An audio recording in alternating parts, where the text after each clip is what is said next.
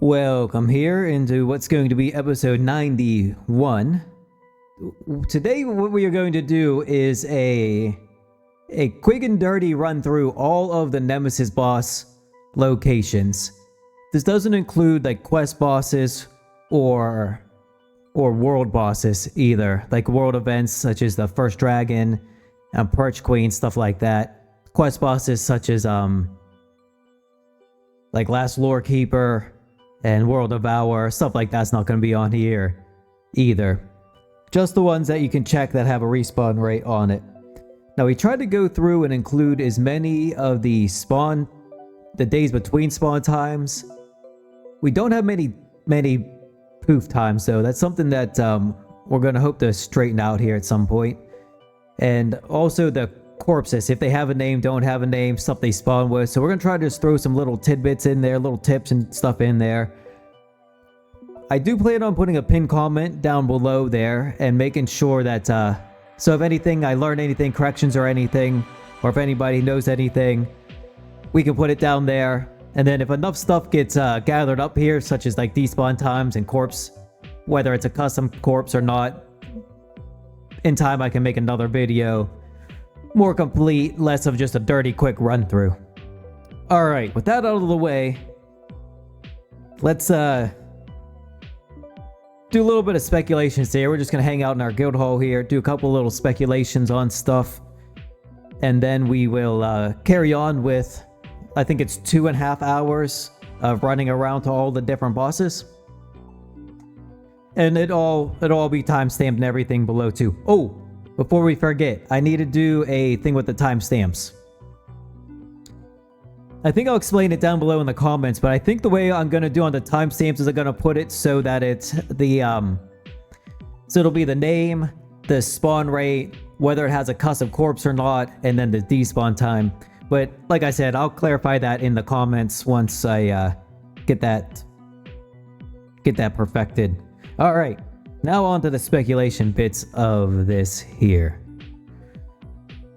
So the boss point triggers, the co-op bosses, the ones that have the loot containers in them, you got to go to the Adventurers Guild for.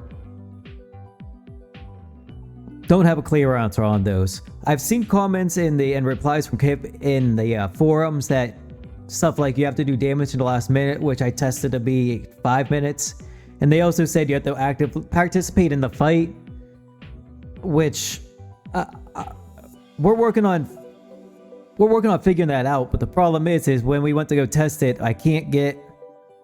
It's gonna take a while. That's the problem with it. Is for me to get like some more clarity on that, it's gonna take at least a several months or longer.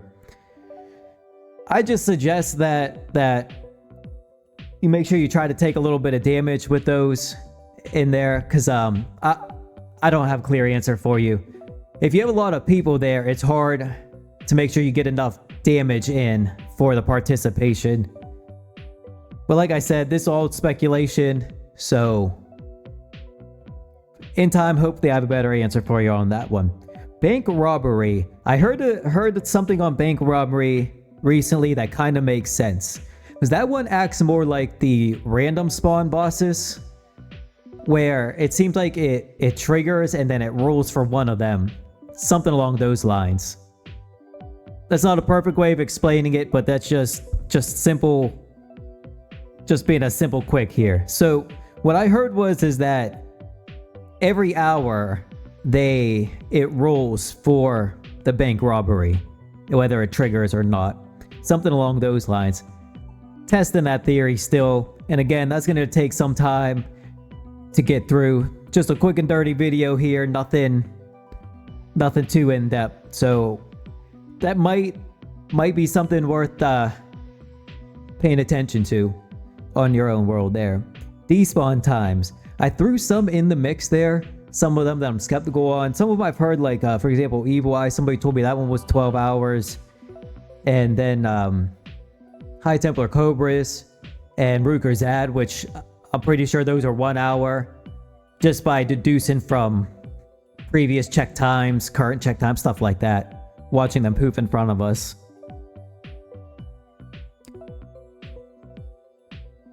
spawn times as well.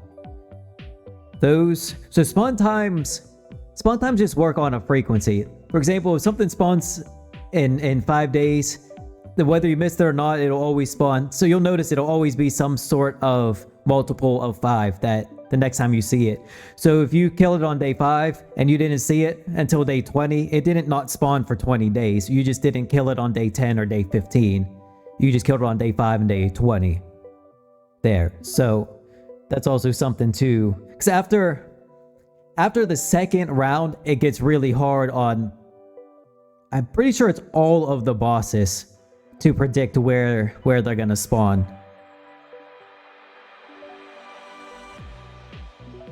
And then what do we got next? Oh yeah, that's right, the corpse names. That was something that I didn't think about while I was doing this until after.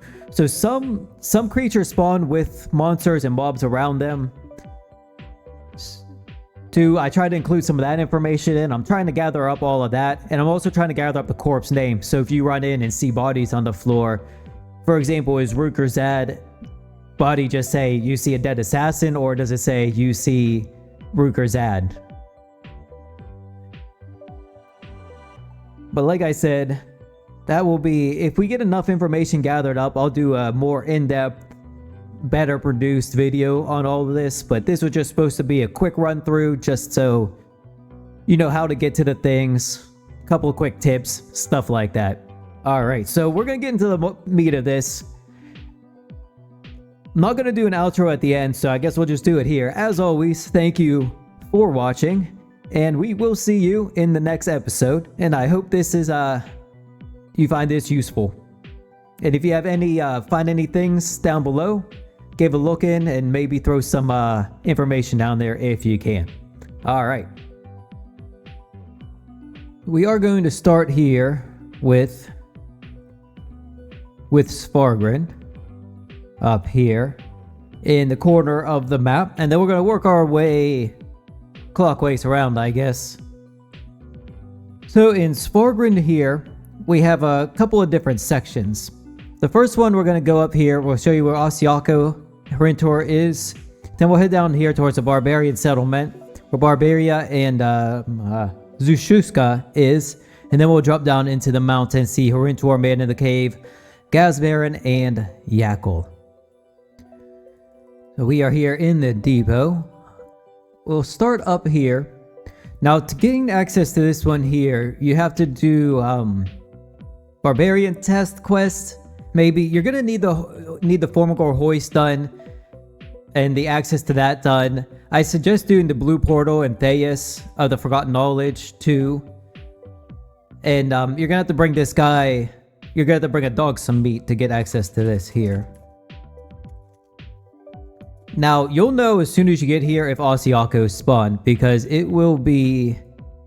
There will just be Chukoyas everywhere around here. And every time I've found Ocyako, it's been right there as soon as I've gone by. Now, if we head down to the south here, this is where Hirintror spawns. Right up here. When you come up here, there'll be a bunch, about a half a dozen ice golems around here. And this is right where... I want to say this here is right where Hirintror spawns. I think that's where I've seen them.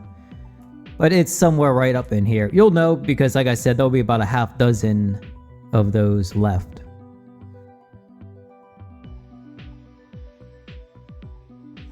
So the Ocyako spawn rate is 16 to 27 days. And Hirintror is 10 to 20 days from what I can tell. On that one there. I couldn't get a clear answer on that, but based on my own notes, it was, I think 12 was the lowest day I'd seen. So I would say between 10 and 20 to be safe. The average was like 14 to 17.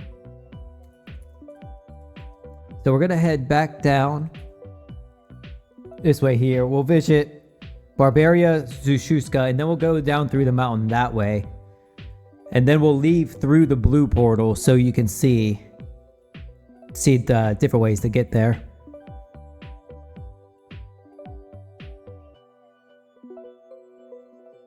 So you're going to come down here, go in the high passage camp. But you can spell it correctly. There we go. Now, if you don't have this part done, you can still get to these two bosses. You just have to go up, out of the town, up here, over here, up across the plateau here, down there, and then you can cross this ice bridge over. So we're going to head down to the south and show you where Barbaria is. Now, Barbaria is an 8 to 12 day spawn, and she also despawns in 1 hour, so you're definitely going to want to be on your toes for this one here. Another tip. So right here is where she spawns. Now another tip for Barbaria is none of these things can see invisible except for the Brute Tamers. And you can push those Brute Tamers away and get them stuck up to the side. So if you want to leave a character there on Invis, you definitely can do that. Now we're going to head up and around and we'll go show you where Zushuka spawns.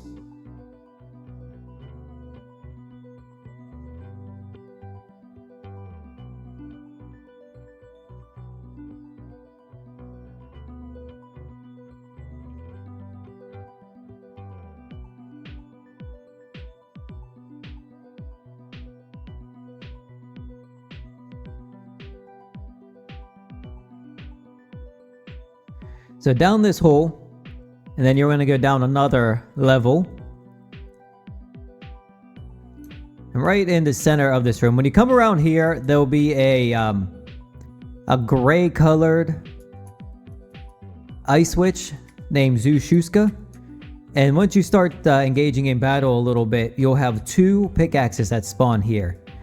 You need to grab one of those pickaxes, come over to about here-ish, and there'll be 3 ice cubes stacked up. You got to use the pickaxe on one of those. Now those pickaxes last about enough time to go from here, and there'll be another stack over here, to go from here to here and use it, and then the pickaxe will disappear. They last like just a few seconds. I've only done that once. I've only found that one once, so I don't know exactly. I wasn't able to get like a good feel for it, but there's a lot of creatures that spawn there too when she spawns, so it's you'll get a feel for it. You can definitely get it done, but it's yeah, there's definitely a time limit on getting through that. Now she also has a 19 to 29 day spawn time, and I'm not sure what she despawns in. I'm assuming she's a 4-hour one, but I'm just guessing on that. Same with Hirintror. I'm guessing that those would be 4-hour ones as well. I know Hirintror is at least an hour. I've seen that one last over an hour. So we're going to head out to Man in the Cave. We're going to come this way. Here. So if you're doing rounds, this is a good way. This is the ways I go.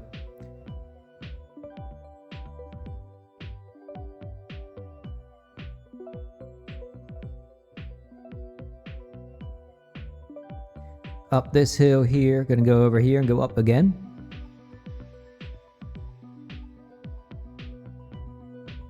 And then we're going to go up one more level. So on this level here, I'm going to come up here, and then I run back and forth a little bit here. Now so this square here, this is where you rope people on. But I'm pretty sure, if I remember, it's been a while, but this here is a square you actually get roped up. So when you find the boss, this is a square you get roped up on. But this is a square you can rope people up on. From messing around with that. I watched like one time from down below, because I thought that's what it was when I was getting grabbed. But I'm nearly positive that that's how that setup is. So I give a little bit of a walk back and forth there to get that handled. Don't know the despawn time on that one, but that one does have a respawn rate of 12 to 16 days for Man in the Cave. Now, let's go through the blue portals. So we'll see you over in Theus. Okay, we are here in Theus at the Forgotten Knowledge portals. So I'm pretty sure I can explain how to get there from the other way from here just fine. Anyway, so once you get access to this, I think this one is 50 fish. You also have to have the former gore mines done to that part there. To the Ice Islands quest to the Flamecaller Mines part. Sorry. Okay, so from here, to get to... We'll go to Hirintror first. Yeah, let's go to Hirintror first. So you're gonna come down this hole here. Then we're gonna go all the way.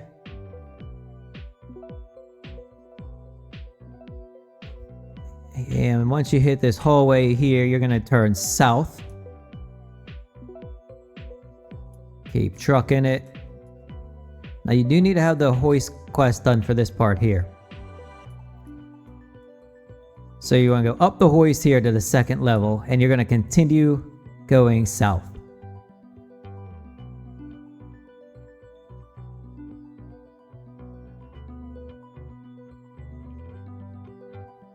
And now right here, this is where Hirintror in the mines spawn. Here, this again, 10 to 20 day spawn time. You have at least an hour on the despawn rate on this one here. Yeah, so to get... That's right. So we'll go out this way here. So if you don't have the hoist quest done, we're going backwards now, but I'll show you the way. That way you know. Because it starts the same. So that's the skeleton to get the hoist part there, so should already have that done anyway, but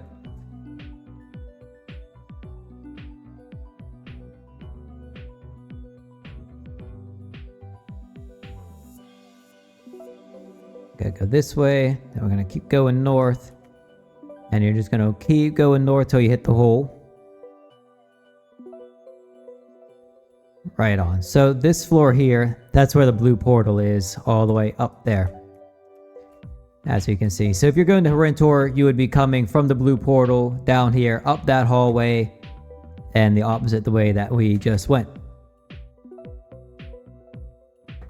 Let's go see where Ghazbaran is next. We'll start from the blue portal here. And I'm not going to do it both ways. We're just going to go the portal way. Or the hoist way, I mean. So again, we're going to go down this way, back over to the hoist. But we're not going to...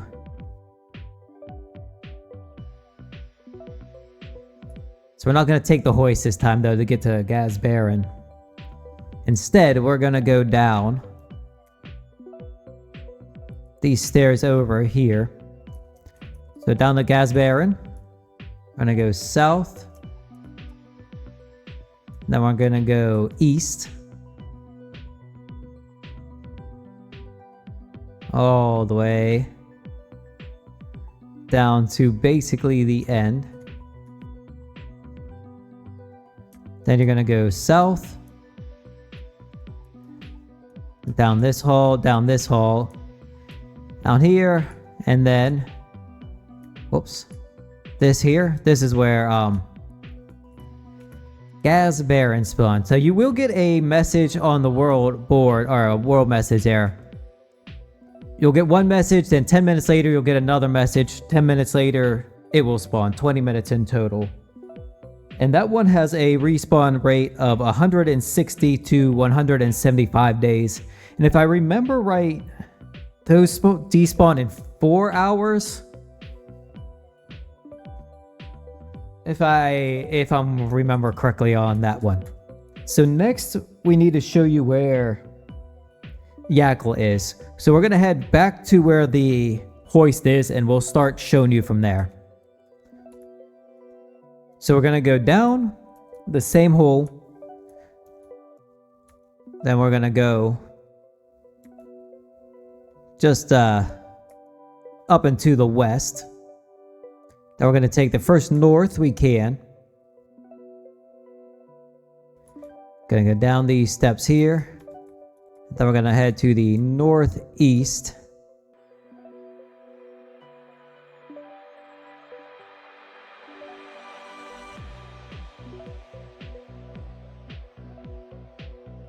Up into here. Now you need to have a frozen starlight with you. And if you have a frozen starlight, you use it on the sarcophagus and you'll get a message that's either she's asleep, it didn't work, or she spawns. And then there's a certain cooldown. Oops, didn't mean to open that. There's a random cooldown for it, but the only thing I know for sure with her is she despawns in 10 minutes. What I do for her is I just leave the character here. That's how I just leave it here, and I just come in and check with a frozen starlight every so often. You get those from the POI quest there. So I just come back and check those every so often, and that's about the only tip I have for that one. Now that's all of the bosses in SVARGROND. Next will be Zao, I believe is what we have next. Over to Zao now. So this one here has a couple of things here. You do need to have all your accesses in. You need to have something like 8 or 10 tomes of knowledge turned in to enter Voice of Ruin up here. There's these ones, the Zayon, the gates. So that's a raid there for the gates open for these bosses here, and etc, etc. So let's switch over to there. And this also area here has multiple, each boss has multiple spawn locations and stuff. So let's get switched over to Tibia, and we'll continue on with Zao here. So we're gonna start this from the Theus portals here, and then we're gonna just go clockwise around. So we'll start over here with Grandmother Foulscale.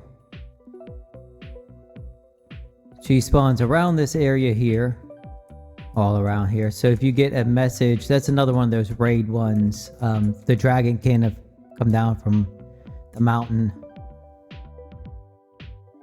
Then we'll go to the south here, we'll do the Battlemasters.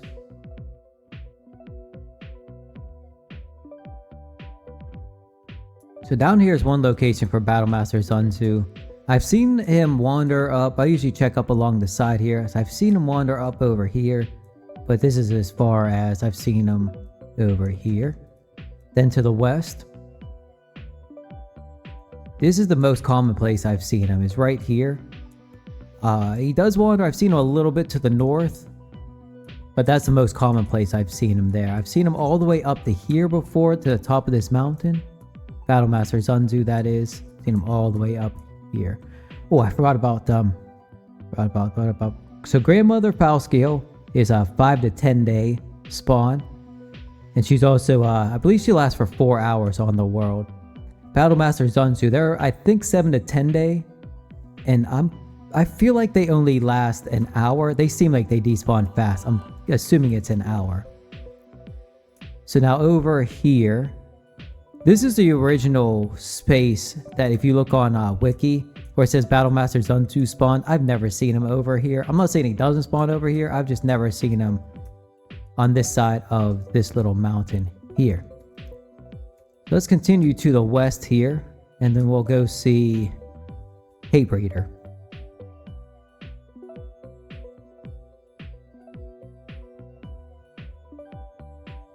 Now for Hatebreeder, you will need a Scale of Corruption, and then you do need to have Wrath of the Emperor completed for this one as well. Maybe not completed, but you definitely need to have access to, I think it's just the uninvited message. Yeah, you just have to have access to the last bosses, and you'll be fine on that one there. So you go in there. Go in here. Now there's 2 areas I've seen Hatebreeder here. Probably throw some EQ on. Oh, whatever. So I've seen him just running in here, back where he just ran by. This is typically where he spawns, right in here. I've also seen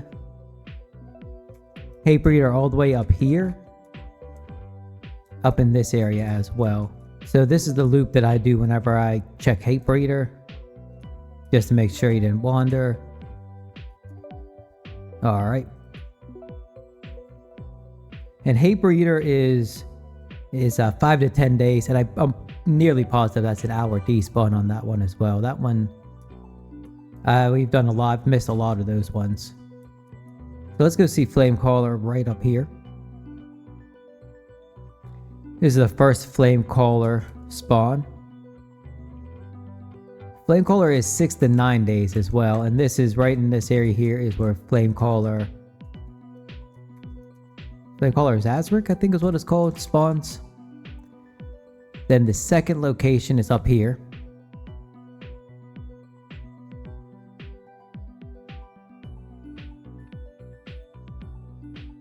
Up here is where the second one was. Now you'll know if you miss this one. I'm pretty sure they're hour despawns, but you'll know because there'll be Lizard Legionnaires up here. A couple extra priestesses. So let's go over to here. This is where Dreadmaw spawns. There's one. Got rid of my marks there. So one of them spawns like right in the center here. This is just where... Oh, sorry, I ran past it. Right around here. This is where Dreadmaw spawns. Dreadmaw is another 5 to 10 days. I'm pretty sure that's an hour despawn as well. Then we also have Blightfather, which spawns here. This is an announced boss spawn here. Blightfather is also 5 to 10 days. And that's probably a 4-hour despawn on that one. Now let's head up the mountain here to see Voice of Ruin. Alright, so we're back up here where Dreadmaw spawns, just to clarify. Dang it. Alright, sorry about that. So when I check Dreadmaw here, there's 2 different spawns. I check down here and then I run diagonal to the northeast. Up through here. And then up through here. And this is how I check Dreadmaw. I think I forgot to mention the one that's further to the north. I think they call it east and west. I didn't really call it north and south or anything. I just knew that it spawned up closer to the mountain and kind of over to the east more. But anyway, that's just to clarify that there.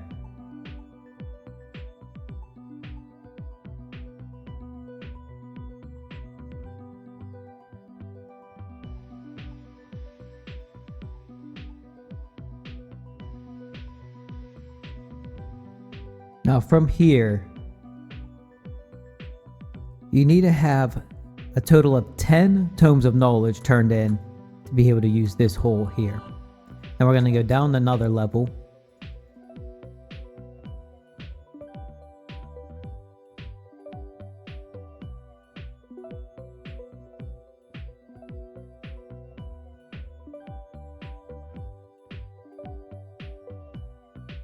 Up in this corner here is the first location where you can find Voice of Ruin. It spawns right up here in this corner. This one's hard to tell if you missed it or not. If it pooped, because there's usually a pile of them there and you usually lure them from all over the place. These are an hour despawn, 5 to 9 days spawn rate on them. Most of these bosses here are really excited about 6-7 days. Spawn on day 6 or day 7.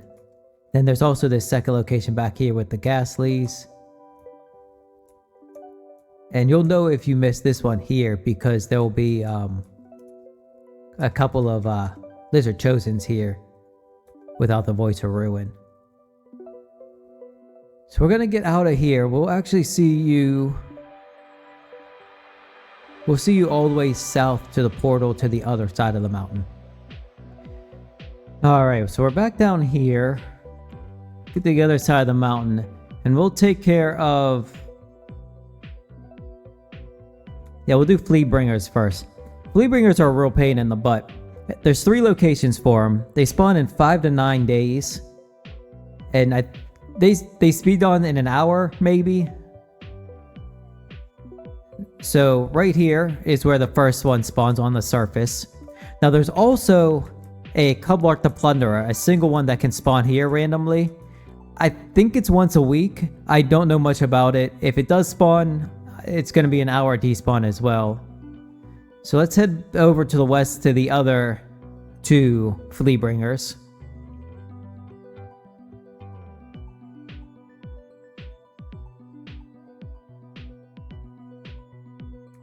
So this is the north spawn here. When you come down here, you'll see spawns right in this area here. So let's go to the south one. These Fleabringer ones here, you can use characters with stealth rings or invisible if it's a mage. Fleabringer does see invisible, but these clearly don't here. This is where the south one spawns right as soon as you're here. Now, you'll know if it poofed if there's a bunch of insect swarms there. Alright, now we have... Let's do Cublarc the Plunderer now. So the first location for Cublarc, this one spawns during a raid. We're going to run up to the north here. So whenever there's the there's that one orc raid here that goes across the surface, and then you'll find a Cublarc. You got to run around. It spawns randomly, like in a random area, and it does not last long either. So don't mess around too much. Now the second one is to the east.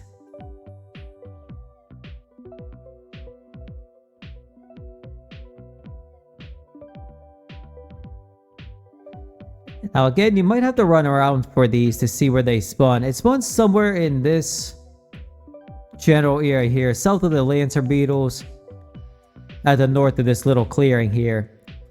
But I've seen it all over. I've seen it up over here, over to the... So I'm not exactly sure where it spawns, or if it has like a few different locations it can, or whatever the deal with it is there. So those only last a few minutes, so you don't want to mess around too much with those. Now the final spot that it spawns is over here. And these spawn, I believe it's 5, 18, and 30 minutes. Yeah, 5, 18, and 30 minutes after the raid notifications. And then the third and final one over here on the east side of the camp. I've actually seen this one as far east as the water line up here. I've seen it spawn to the north slightly. So like I said, make sure you walk around whenever that raid's on and you're looking for it. Now let's go to the south and we'll talk about the Cublarc the Plunderer raids. So here's the gates. Whenever you get the Zayon raid notification, this opens up. I don't know if this stays open till server save or it's just several hours or what it is. But all around here, different Cublarc the Plunderers spawn. I've seen them over here in this vicinity. I've seen them over here in the center as well. I don't remember seeing any... No, I have. I've seen them.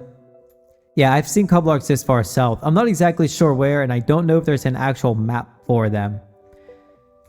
And they do spawn outside the gates as well. So if you're looking for Cublarc the Plunderer during the raid, just make sure you run all around. I'm not sure there's a full list of them, but there's just a couple of tips on when this raid's going on. Now let's move up to Chizzoron. I believe it's Chizzoron the Distorter.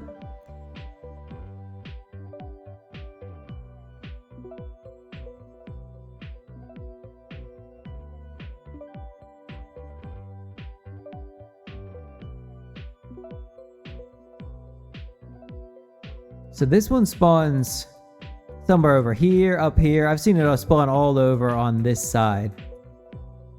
Here, this is another raid boss. It spawns 30 minutes after the message. This is the one here that drops crystal boots. And I'm assuming these ones last for 4 hours as well, the announced raid bosses, but I don't know, and since they're announced, it's not something that's going to get tested. So let's go all the way up to the top, and then we'll talk about the final boss here. Alright, now the last one that spawns here is Zulazza the Corrupter. So these two bosses spawn between 7 and 20 days apart. They do have quite a large range for them. And like I said, I believe are 4 hours. I'm just assuming, I should say, that they're all 4 hours for the raid notification bosses here. So that is all the bosses for Zhao, I believe. The quick little run through. So if you're doing your checks, that's pretty much the route that I take when I'm doing my checks. Then I head back the carpet way onto the next one. So that's a total of 10, 11 bosses for this one here. Zhao's a pretty good one if you're looking to get some boss points quick. This is a pretty good one because they're all like about a week spawn rate. They have multiple spawn locations, so you can boost your boss points pretty quickly running through these. On to the next one now, which I believe is EDRON. Now for EDRON here, we can see next up on the map. To the east we have Big Boss Trolliver, south we have the 2 Rotworms. Then we have this random spawn Mahatheb. Then up here we have quite a few different bosses in the EDRON surroundings. We have Survivor Crest, Big Bad One, Old Whopper, there's Dreadful Disruptor. This is one of those down in the Otherworld bosses there. It's another random spawn one. Then we have Schlorg, and then the 2 demons, Orshabal, and the newer one, Morshabal. So let's get over on the Tibia and get on with it. Let's start to this. We're gonna start in the city. Let's start over on the other side here. We'll go start over, and then we'll do counterclockwise around. So we'll start with Big Boss Trolliver. So you're gonna go. Depot's right there. You want to go down here. There's another way to get here as well through the Gnomish teleport system, which is right here. So if you have your crystals on you and you have access to the Gnome teleport hub, that is a quick way to get to Big Boss Trolliver. So we're going to go down past there, up here, up again, and up one more time, and another time. There we go. So I'm going to head to the north here. This is another one where you can use, you can put a level 8, put a couple levels on it there, throw some stealth rings in it, and just send it down here and just leave it. The boss does see invisible, but none of the other stuff does. So down there, then we're going to go up over, down over here. And then right here in the center is where Big Boss Trolliver spawns. I've always seen him up in this vicinity here. As you can see, we throw on the invisible, everything just walks right away. So that is this is another easy one. 3 to 7 days on this one. Not sure what the despawn time is. I'm pretty sure it's more than an hour on this one, but I don't know exactly. So we'll see you back in the city. We're back up in the city here. We're going to go head out of the south gate here. We're going to go straight to the south towards the Fury Gate here. Down into the Rotworms. We'll show you where the White Pale and the Rotworm Queen is. And these two, again, not exactly sure what the days are on them. I have it, my notes here, 15 to 26. Which seems to be about what my, I've always seemed to fall into that range. And I'm pretty sure they're more than an hour despawn on both of them.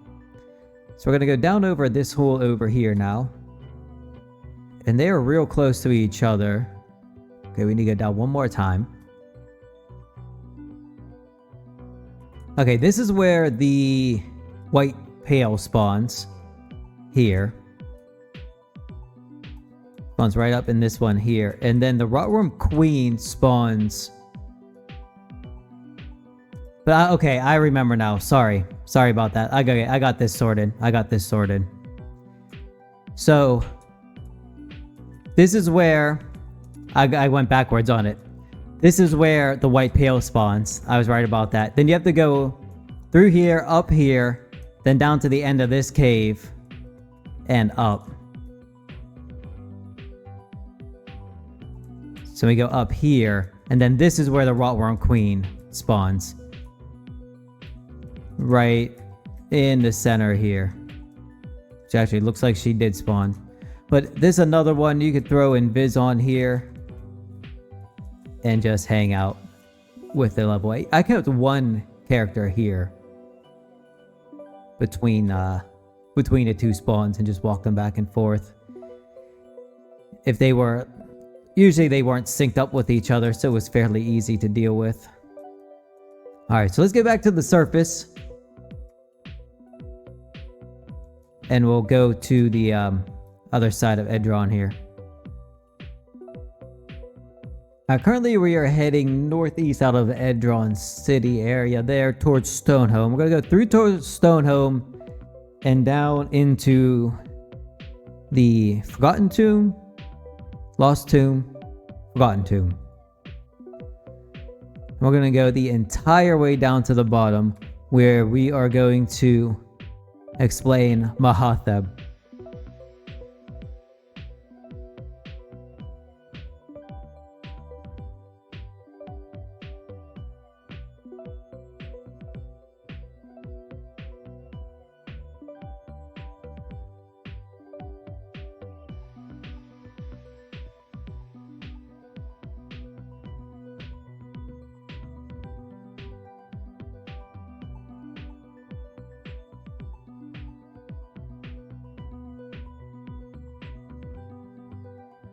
Down here on this bottom floor. Now this is another one of these random spawn bosses here. You either get a vampire, which you get most of the time, or you get a bone beast, which you get some of the times, or you get Mahatheb, which you seem to never ever get.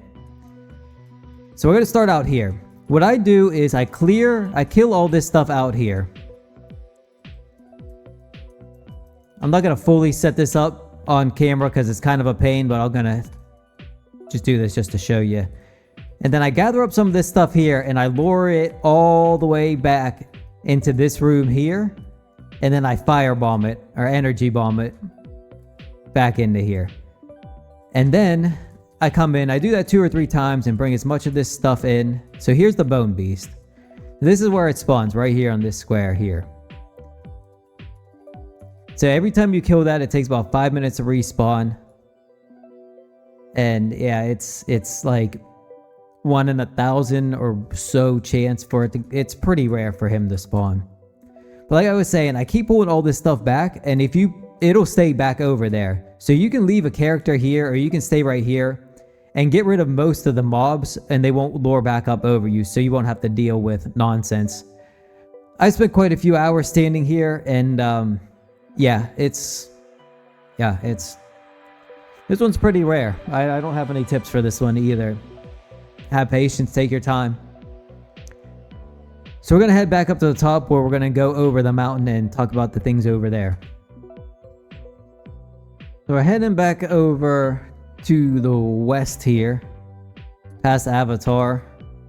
However you want to say that. So the first one we're going to visit is Sir Valor Crest. Sir Valor Crest has 5 to 9 spawn time, and I believe 4 hours. I believe all the vampire bosses are 4 hours. So you're going to down there, over here, and then down here. Then Valor Crest spawns. It spawns a little bit farther back in the room, so make sure you come back into the room. Because I've popped down here before, and it's like, oh, he hasn't spawned, and then took a couple of steps back, and he was way back here. So make sure you give it a good look in. Next on the list is going to be Old Whopper. So we need to run over to Cyclopolis and run nearly down to the bottom.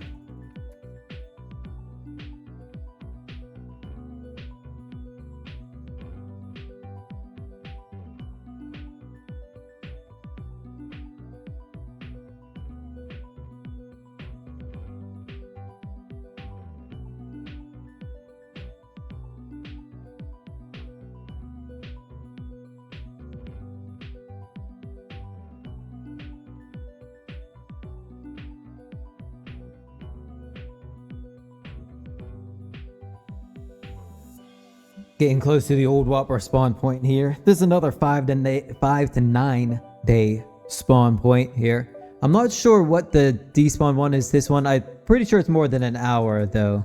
So this is right where Old Whopper spawns here.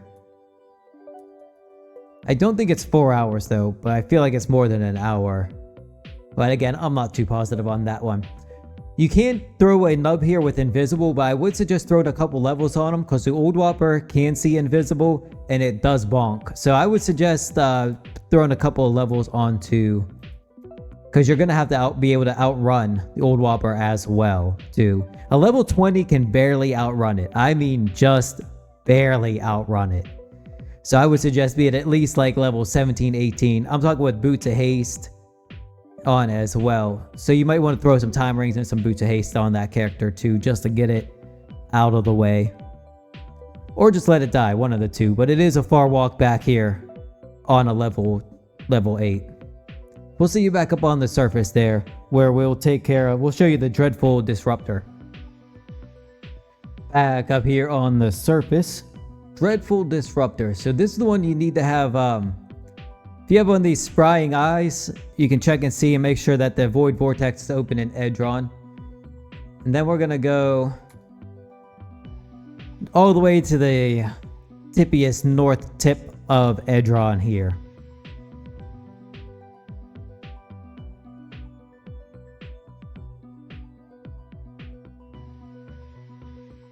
Down here.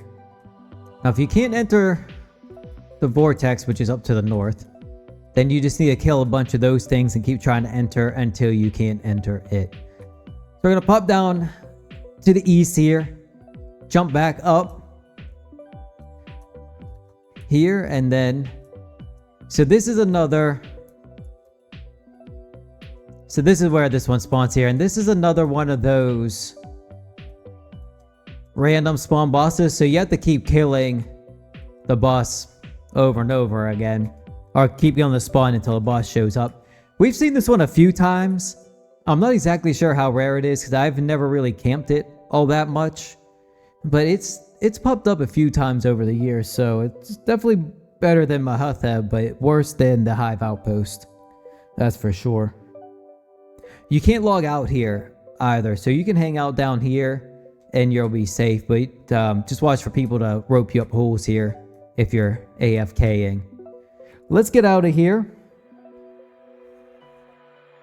Also, I'm assuming those ones don't despawn. I should mention that as well. So let's get out of here. We'll show you Big Bad, we'll show you Schlorg, and then we'll show you Orshabal and Morshabal. Alright, so back up at the top here. I'm going to head just to the southwest here. And this is where Big Bad spawns. Right in here is where it is. It also spawns with a couple of Warwolves. So if you see Warwolves here and no Big Bad, it despawned. I'm pretty sure Big Bad is a 1 hour despawn as well. And I also would suggest checking up here. I've seen it wander. I don't know if it wandered or got lured, and I would suggest checking just a little bit just to be positive, because I've seen them out of place sometimes before, but most of the time I've run up here, you see the Warwolves before you see the Big Bad. And good luck with that one too. That one has troubled quite a few people. 6 to 11 day spawn time on that. I don't remember if I said that out loud. But next we're going to show you Schlorg here. Just to the south of that, down this hole here. 13 to 28 days for Schlorg. Down this next hole, back up to the south, to the east, and down. And then right up here, right here is where Schlorg spawns. I give a little one of these around here just to make sure it didn't wander. But it does, every time I've found it, it's been right here. That one has a little bit of a mechanic on it. So once you engage in battle a little bit, some of these coal pieces that are smoking spawn. Just use them on these basins that are around here. There's 2 there. One to the north and one there.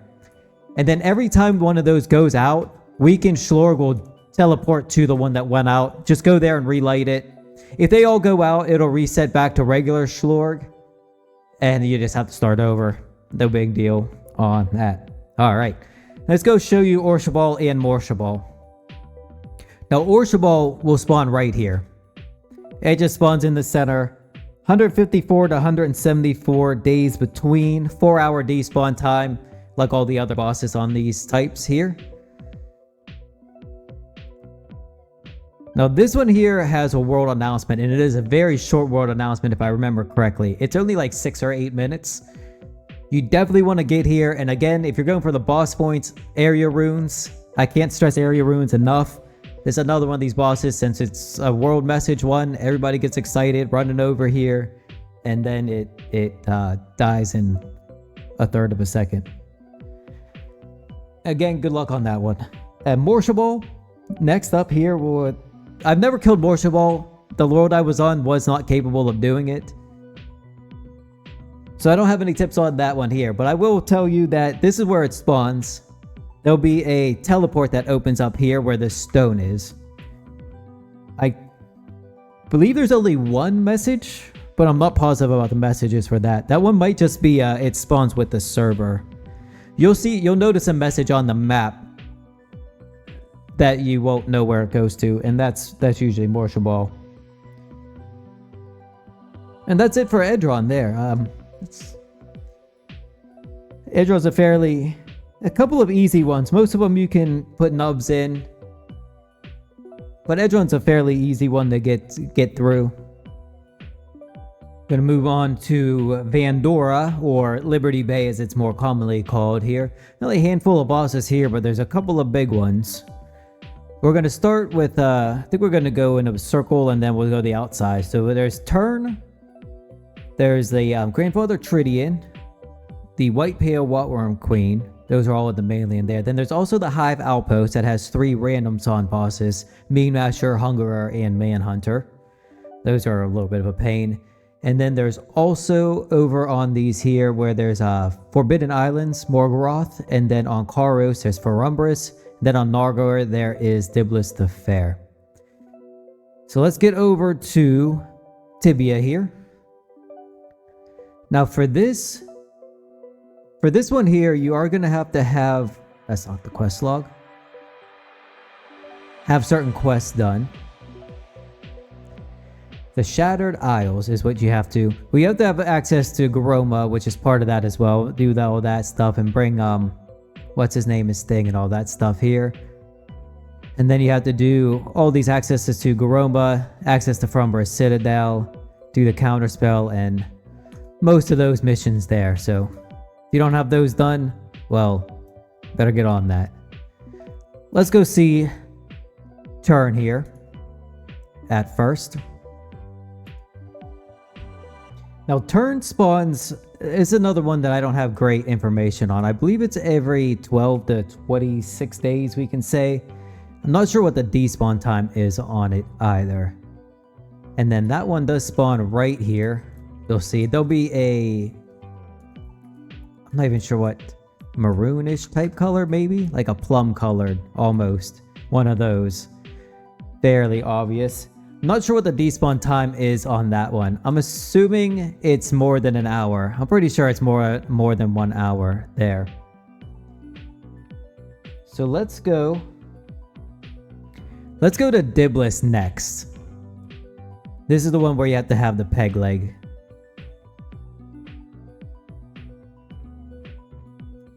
So you'll say peg leg to Captain Wave Rider here. And then from here we'll go to Nargor.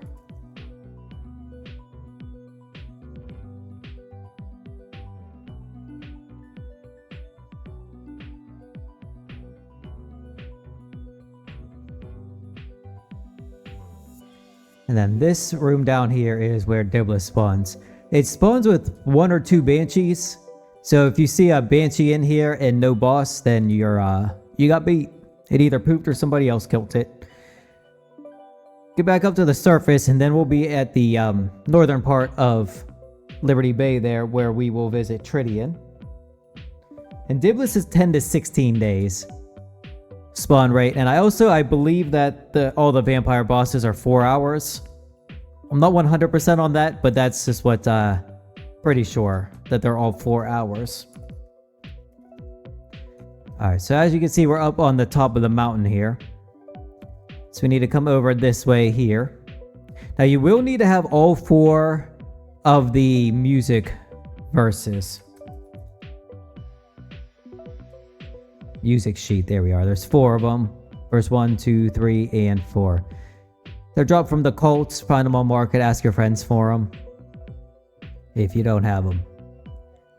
That was one of the ones where when we started this, a bunch of people got to this boss and realized that they don't have the access that they need. So we're going to go down this hole over here. And then down over this way here is where we're going to end up at the piano. Then you go to the northwest, down and straight east. The boss isn't going to be here today. They killed it earlier this morning. But it spawns... I've seen it most of the time back here. Nearly every single time I've seen it's been back here. Except for twice where I've seen it up here. So make sure you go all the way back. Also, you can kill these 2 up here and wait up here to check if you want. This is usually what I do. Put a druid up here because there's witches. That way you can get rid of the fire. And carry on. Alright, so we're going to get out of here and then we'll see you back on the surface. Oh, Tridian. Tridian is 6 to 8 days. And I'm pretty sure that one's a 1 hour despawn time. I have a very, very lot of misses on that one there. So I'm pretty sure that one has a fast despawn time on it. Alright, well, so we'll see you on the surface now. Alright, so from here, we're going to go over... We'll go down over here in the Rotworms. This is gonna test my memory a little bit. Trying to find the Rotworm Queen and the White Pale. They just killed the White Pale today, so that one won't be there. The Queen might. So I'm not sure which one we'll get to first. Whoops.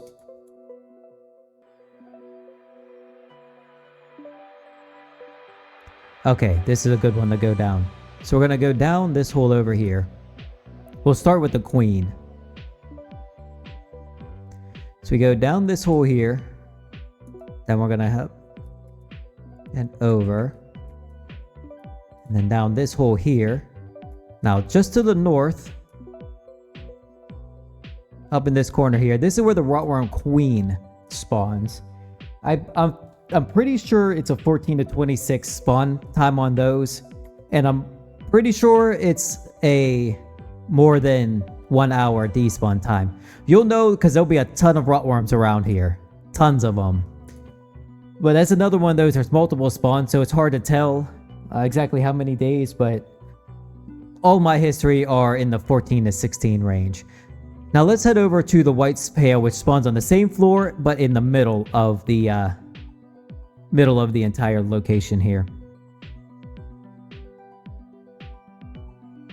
So this is where the White Pale spawns. Same spawn rate as the Queen there, 14 to 26 days.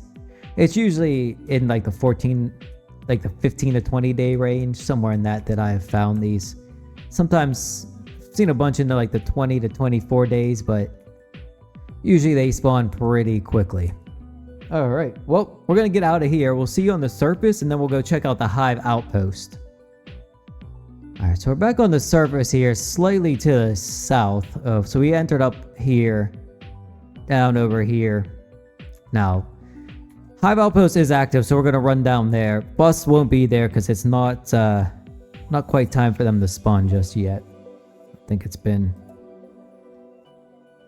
07. No. Nope. Somebody gangster my letter. So,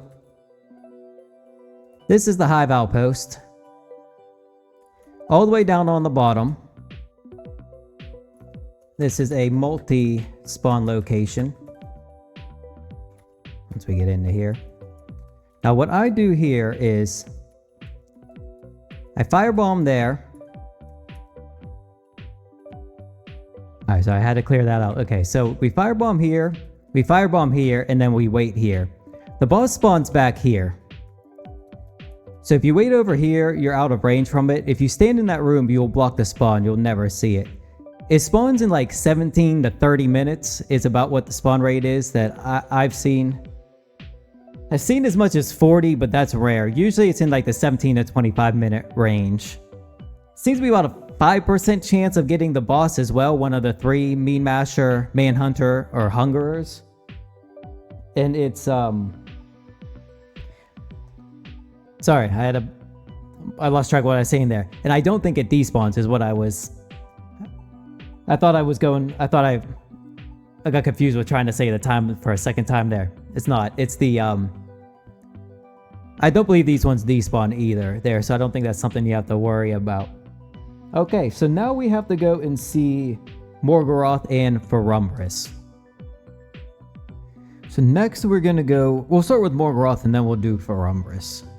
So you do have to have access to Garoma done already, which involves going back and forth between them places and collecting this wood.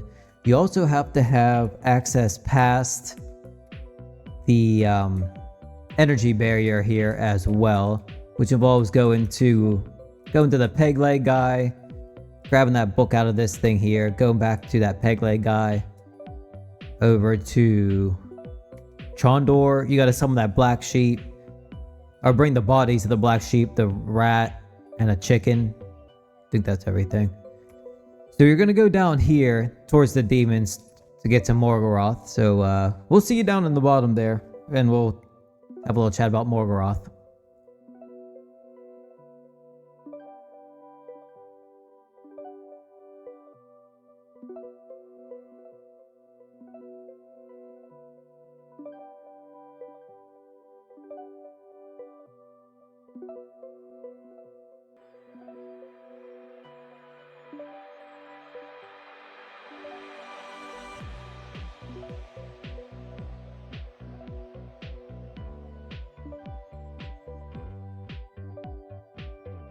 Almost to the Morgoroth spawn here.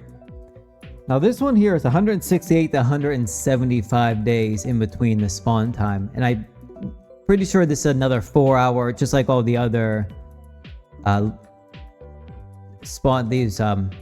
demon overlord spawns.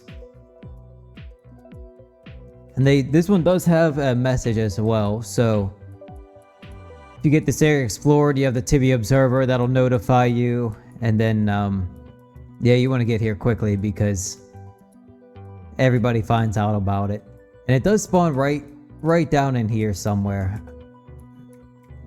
And again, world announcement on that one, so you definitely want to get down here as soon as you get that message. Now we're going to get back up onto the top of the island here.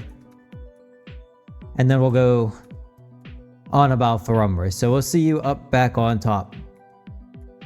We're back up at the top here. Now we're gonna go the other way down. Oh, we gotta go around this way here. The lava change world is active right now, so that's why our path is blocked and the volcano looks like that. So for this one here, you have to have access to are these the Shattered Isles? Is that what these are called? You have to have access to here. Ramoa, Tulua, and Malada. We're going to go all the way down to the last one here. Giant Spider Island, if you will. Towards Farumbris there, all the way south.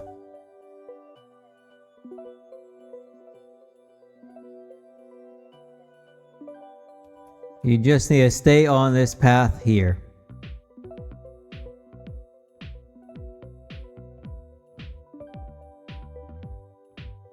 Up here.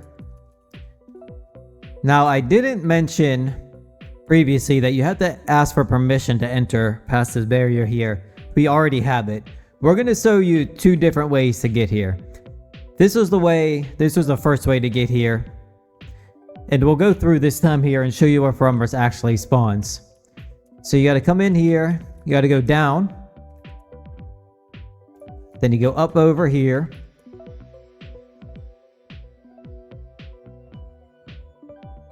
Around and up.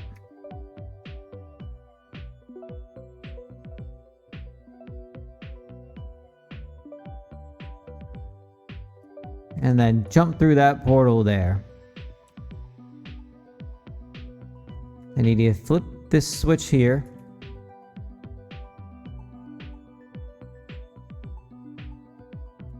And then we can jump through this. Oh, I missed the switch, sorry. Hang on. Need to flip both of the switches. Sorry about that. Now we should be able to go through the portal. There we go. And then this is where Hirintror spawns. There's 2 of those demons are regular demons, and the rest of them are just summons from these pillars here.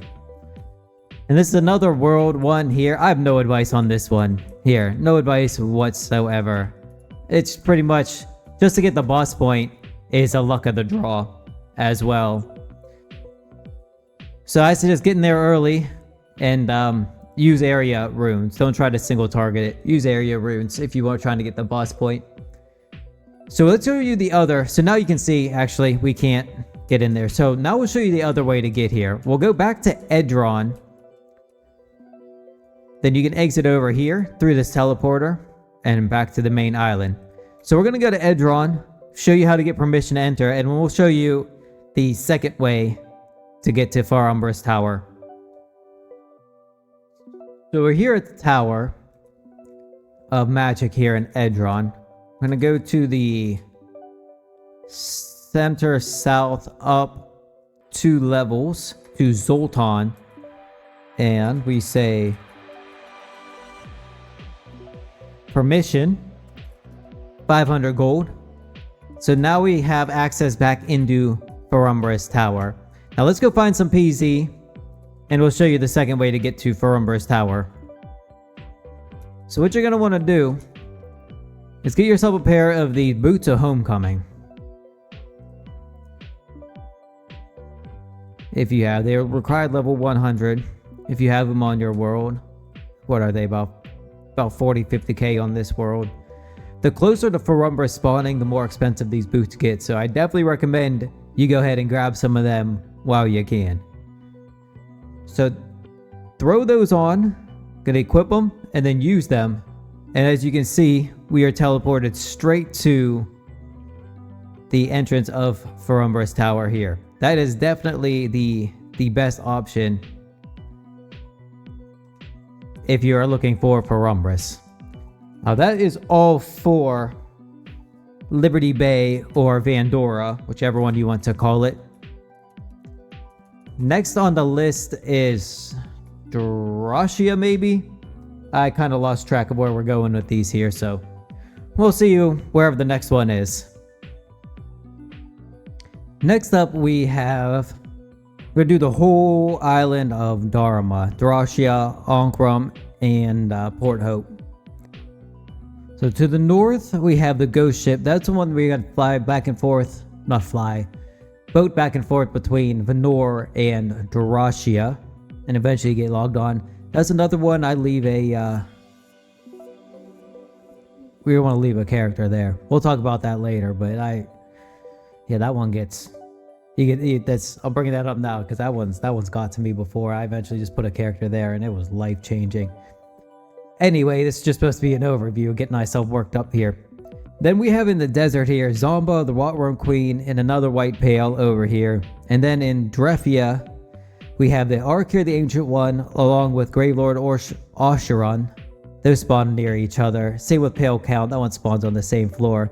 Then we have Turn that spawns over in the other section there. Then all the way to the south in the desert of Ankrum, we have Tzumrah the Dazzler, that's down here in the Cult Cave. We have Horestus, which is kind of a quest boss. So you have to break those jars. There's a process for it. I decided to throw it in here rather than put it on its separate thing there. So there is a mechanic to that. What's next? Oh, that's right. Port Hope, sorry. Let's start up, we'll start up here. Hairman the Huge and Bay Nuda. And then in the mountains here, we have the Welter. Then we have these random ones here, Udik Witchmaster and Artham the Hunter.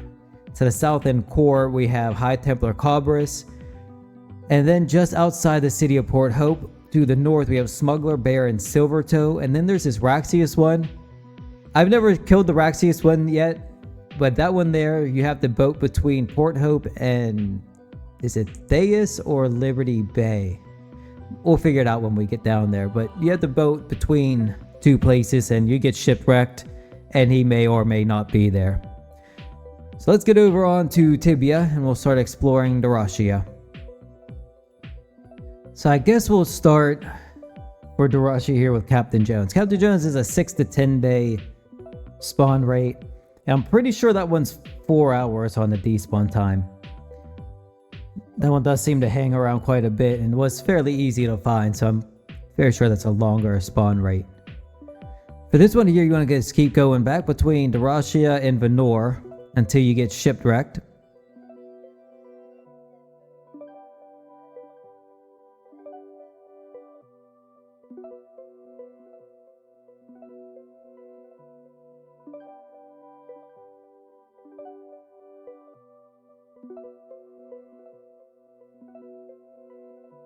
There we go. Alright. There's another one here. I suggest get a level like 20 or find something on the market for 50 coins. And put a character here. So you can pop down here real quick. And don't forget your destroy field runes because there's usually a fire field here. And then this floor here, Captain Jones will spawn. There's also 2 pirate skeletons that spawn here. If I remember right, it's 2 of them. So if you see them there and no Jones, somebody killed it or you got beat, one of the 2. And I think like we said earlier, that was a 6 to 10 day spawn rate on Jones there. We'll show you Zomba next. Zomba is another one that's announced to the world. It spawns like 4 minutes after it spawns, so you definitely want to get here quickly whenever you see that message. Doesn't have a lot of hit points and people come in here just blasted. The most common place I've seen Zomba is just to the northeast of this wasp tower whenever it spawns. So normally right around here, but you're going to want to walk around here. You're going to want to walk all the way up. Anywhere you see the lions, I've seen them spawn all the way to the north. I've seen them spawn up over here. I've seen them spawn all the way over here as well. And I've seen them spawn anywhere in this square that we're walking around now. So anytime Zomba, if you don't, I always start over here by the wasp tower. If I don't see it in that immediate vicinity, I just start going in that, I go in that circle we just did there, and then I just keep it going. 4 to 8 days on Zomba.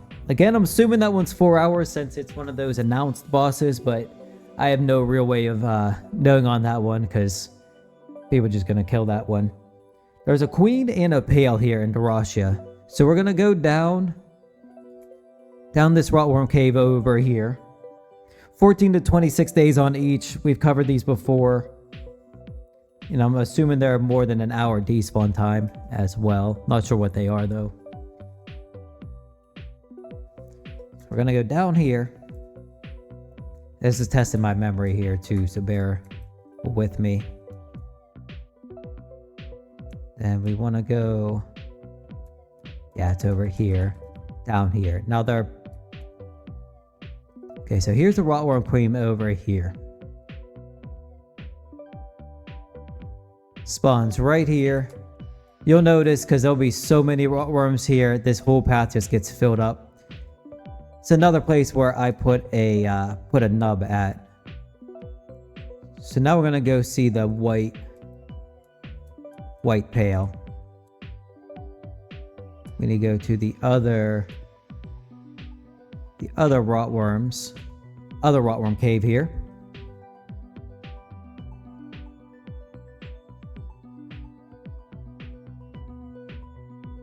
Then we need to go down one more level. And then down here, right in the center of this map here. Right here is where the white pale for Darashia spawns. 14 to 26 days. Again, I put a nub there. Stealth ring. If you get them around to all these Rotworm Queen bosses and all these locations, you can get them done pretty fast. Now let's go see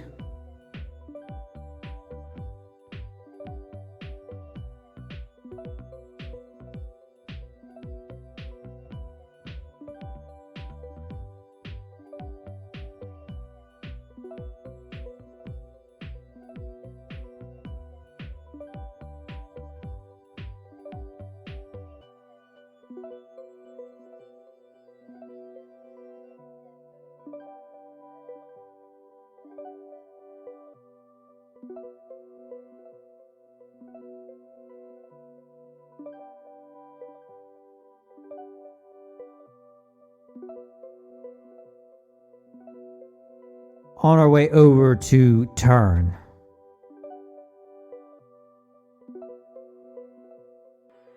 This is also how you get to the Pale Count, Gravelord Orsharun, and Arachir the Ancient One. But to start with, we're going to go, only Turn is this way here. So we're going to go visit this one first. And this one here, I believe, is a 12 to 16 day spawn rate. But I had trouble, it's at least 12 days, but I had trouble finding exact information on this one.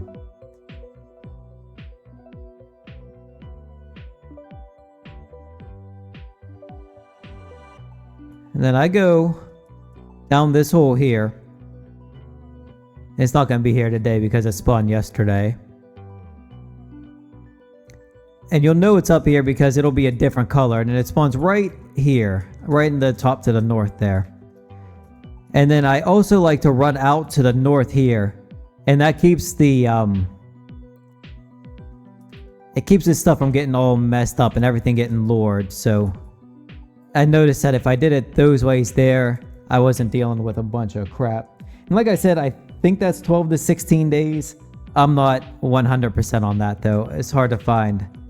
Since there's 2 spawn locations, it's hard to find exact information on that. Let's get back up to the surface and then we'll go visit the other 3 here in Drefia. We're gonna go down this hole to the south here. This is where we came up from the other side. First, we'll point out where the Pale Count is. It didn't spawn today, so I won't be able to show you exactly where it is, but we can show you enough for you to know what to do.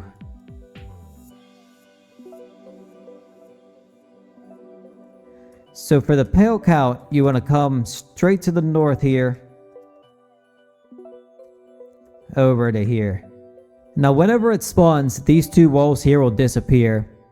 There are stairs just to the north of us. Go down, you go down. You'll see him on this level here. Once you kill him, it's down to so much level. You have to run down to the center here and go down this next level where he will respawn. And then you'll finish killing him down there.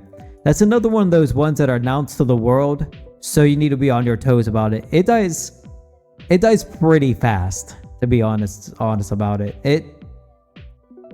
Like you need to be on and get the message, or you're gonna be out of luck. If you have to wait for somebody to ping it on Discord, you're gonna be sad.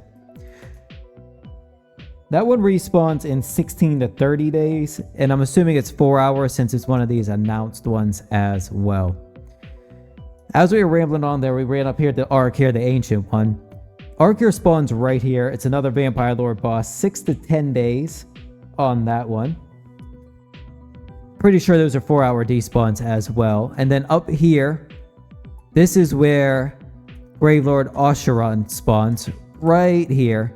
I keep a character here. I have a level 200 Druid that I picked up off a market for like 150 coins or something like that. Definitely worth it for camping these 2 over here.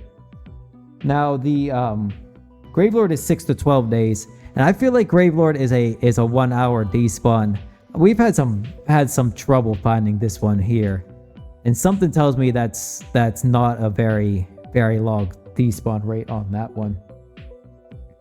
Alright, so we're going to get back to Darashia City.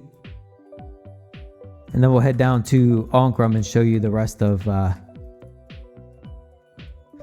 bosses over here. Going to run down to Tzumrah the Dazzler next. If you're making rounds, you can just stay up one more level there. And you can just run down through here and take the back way to the steps. But we're just going to run down this way here. Just more people are familiar with this path here.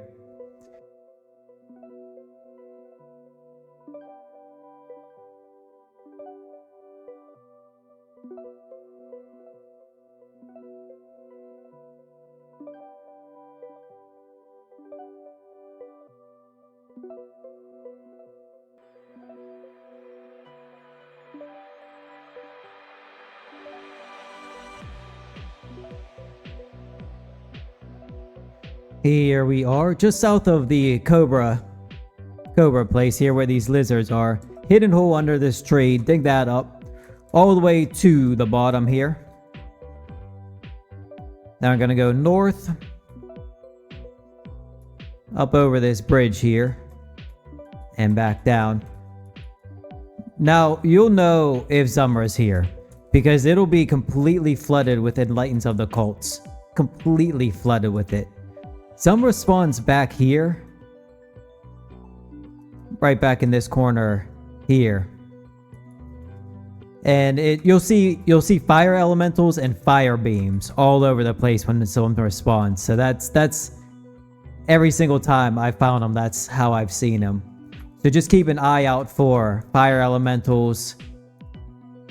For a ton of enlightens and fire elementals.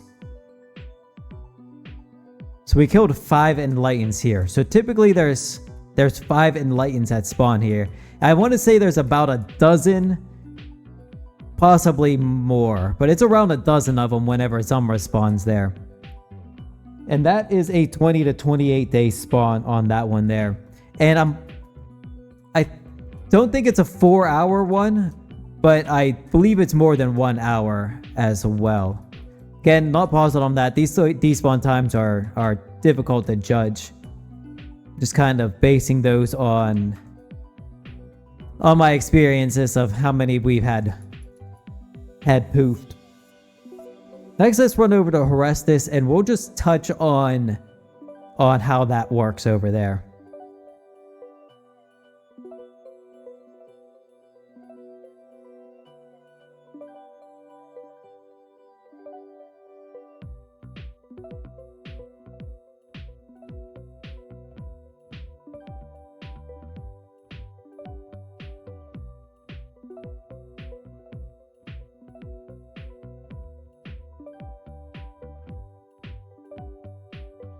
Alright, we are over here, west of Ankrum, just slightly to north, where Horestus' tomb is. Now, I don't fully understand the mechanics of this. We're just going to touch on the basics. In the future, we're going to have a video of this up. So, to make him spawn, there's these jars you have to break. You can only try to break one every so many hours. This one's already broken. See, your remains of a canopic jar.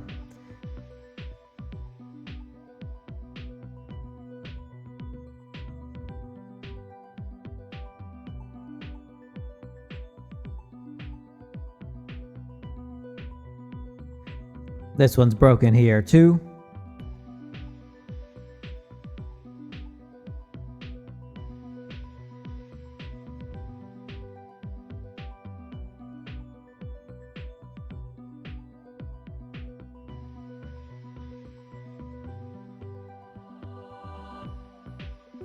This one is also broken.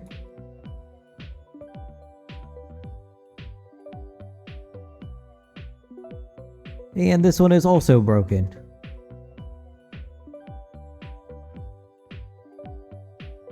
And that one is also broken. Okay. Like I said, I don't understand the mechanics of this. Pretty sure that is all of the jars. So he might be on the cooldown. That might be why those things are spawning out there. Those skeletal warriors that are spawning outside. That's not the way I wanted to go. Oh, no, it's over here, sorry. And then once so many of those die, then it resets these jars and you can break more of them. But this is where the actual boss is down here. So if you've broken the jars, maybe just attempted to break the jars, you can then enter here and kill Horestus. That's just a simple overview of how to do this one. I'll have a video in the future where we actually go through this. That one kind of got put on the back burner because there wasn't as much information as I wanted there to be to make a video on it. Alright, we're gonna get back to the surface. And then we'll head over the mountain. Alright, so we're gonna go over the mountain, up this way, up this way. If you have access to killing in the name of, you can go boat to the mountain and run to the north. Achieve the same thing. And if you have access to the portals in Marpor, you can pop through there and come up here. A couple of different options to get here these days. It used to be a long walk to get here, and dangerous too, because you could lure that Hydra all over. You could lose. I miss this Hydra being lured all over. Anyway, let's run to the north here. We'll show you Welter.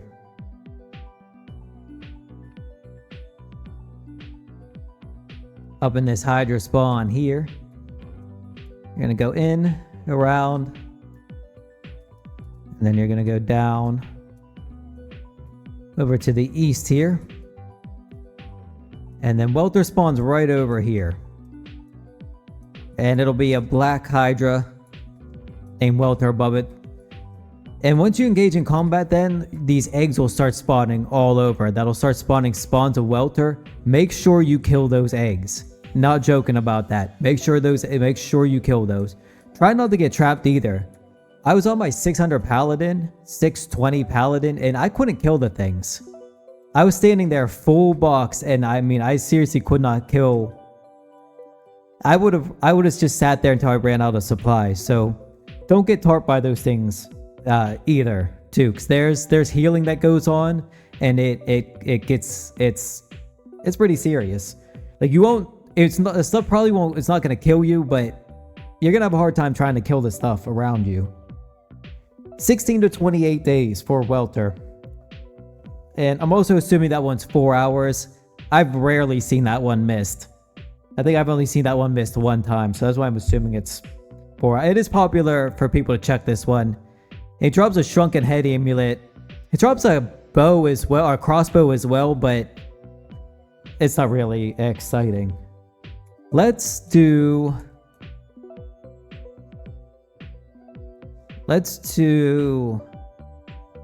do Hairman next.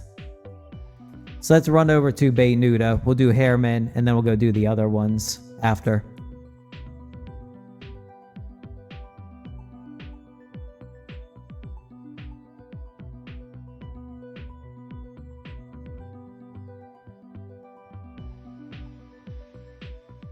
Hairman the Huge.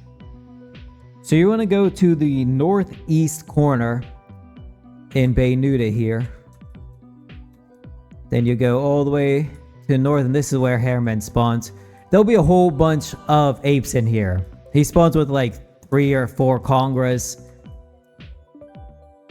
That is a 5 to 10 day spawn rate on that one as well. Not sure the despawn on that one either. Seems to be fairly long. I would guess more than an hour, but I wouldn't be surprised if it was less than 4 at the same time. So let's head down to the south here, and we'll explain the Udic Witchmaster and the Artham the Hunter spawns.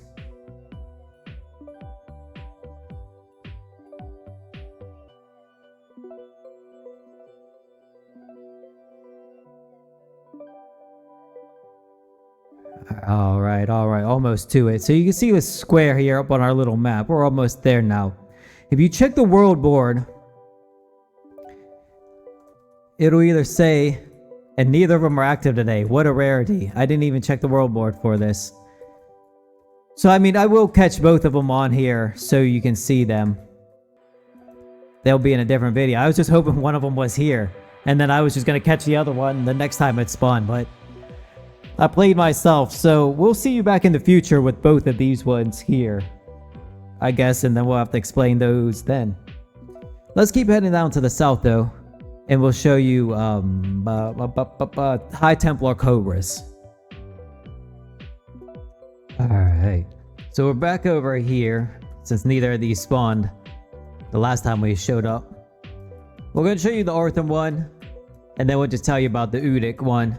They both spawn right up here in the same area. It doesn't matter which Udic or Arthram. For Arthram, you can push Arthram back into this spot here, throw a firebomb in front of you, and then trap it in here if you're waiting for people. For for Udik, it's up here to the north. Just there's an entrance over here. Somewhere in the center, there's some plants you can trap. I remember it's close to the Spit Nettle, but you'll see it. There's a single square you can trap Udik up here to the north. All right. Yeah, they haven't been spawning on here, so this is the first chance I've had to. So we're only gonna get one of them in this little run through of a video. It's only a mild inconvenience because it was on the way to where we were going anyway, so no big deal.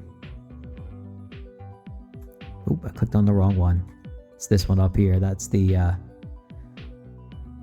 many spawn over there. Now this one here, High Templar Cobra, 6 to 10 days. Spawns right to the north here. Right in this room here. Another one that spawns with a bunch of crap. So you'll see a bunch of Templars and Sentinels and stuff spawn in here as well. 6 to 10 days. Not sure the despawn on that one either. Seems to last. We've missed that one a fair amount, but not enough to. There's just not enough people checking that one. So that's why I think that one lasts more than an hour, but I'm not sure how long it actually lasts. So we're back in town here. We're gonna head to the northeast out of town down to this Smuggler Cave. This is gonna be Smuggler, Bear, and Silvertoe. Smuggler is an 8 to 15 day spawn rate on that one.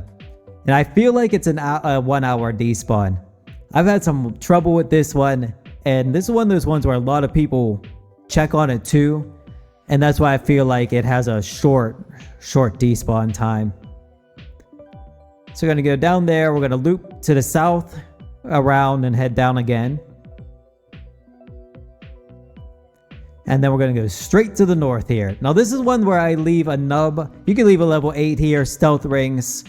Smuggler does see invisible, nothing else does though. And it spawns right here. It'll spawn with 2 wild warriors. So if you see wild warriors here and no smuggler, you got beat. Or somebody killed it, in which case you still got beat. It's a smuggler that has orange clothing on it too, so it stands out pretty well. It runs about as fast as a level 20. But it won't despawn, so you can run all the way down. I've run it all the way down to these stairs here before to get out to be able to notify the group of that one. Alright, so that is almost all for Port Hope. We're going to get out of here and we'll see you up on the boat. Alright, well, for the last one, we're going to do Abdendriel and over to Carlin. These ones here we have Evil Eyes, Headlong Dustbringer, Rotworm Queen here in Hellgate, Sarahbuster down in Demona, and then we have Willy Wasp and Robbie the Leckless over near Gorlum. So let's get over to Tibia and do a whole bunch of running. So we'll start with Hellgate here. Depot down over here. Now you will need key. Might be 3012. We'll find out.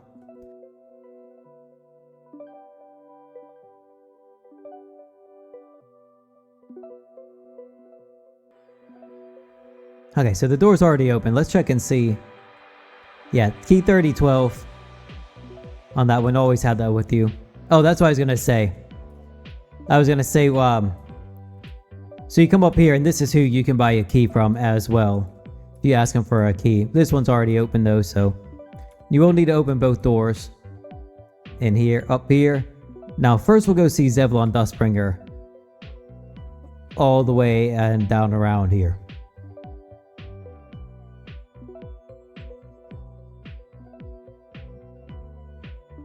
So Zevlon spawns back in this corner here. Right down here. That's where Zevlon spawns every 6 to 10 days. And as you'll see vampires here. You can keep a fairly low level character here in a way. But since there's ghouls here, you can't use invisible. I used a lower level character and I just ran it back to the entrance here. Because I would forget that they're there. And they would just die from stupid. Alright, well, there's Zevlon. Now let's walk all the way through here. And halfway through, we'll stop at the Rotworm Queen.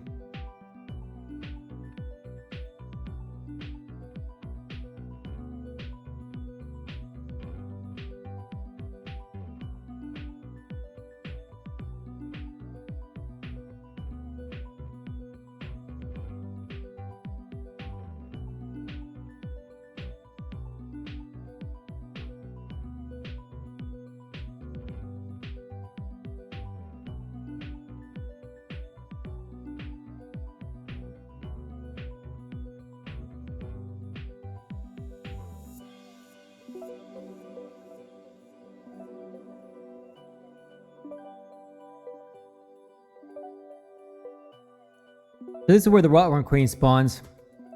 About every 14 to 26 days, right over here. Getting there, getting there, getting there. Right around here is where it spawns. I left a nub character around here.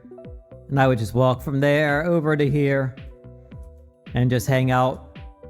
And make sure it didn't wander anywhere. Again, 14 to 26 days from my records. Not sure what the despawn time is on that one either. Now for the Evil Eye, you can leave a character. I use the same character to check both. So if you come down and come around here, you'll see a bunch of mobs down here. And you can actually see Evil Eye eventually if it's wandering around here. So that makes it easier if you're using nubs to check. You can't leave them down here because of the ghouls, but I would leave the character up here, invisible, walk over here, check for the queen, come back, and check for Evil Eye here. But we're going to finish walking the rest of the way over to Evil Eye, and we'll finish talking about him there.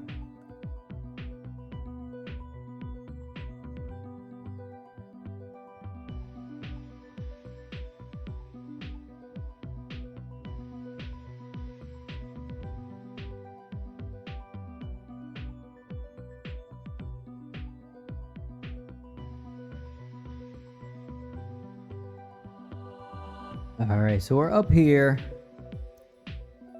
You can actually see that ghoul up there that we killed. That's that path we were on when we were talking before. And right here, this is where Evil Eye spawns. So you usually get him trapped up in that spot there. But there's tons. Not just here, but the entire floor, all the way even through to the exit, is just filled with Bone Lords and Elder Bone Lords and stuff. It's really obvious when Evil Eye is here. That's again every 6 to 12 days. And that one's a 12-hour despawn time from somebody that told me that they tested it one day. So we'll show you the way on out of here. And then we'll do another long walk of Zarabuster.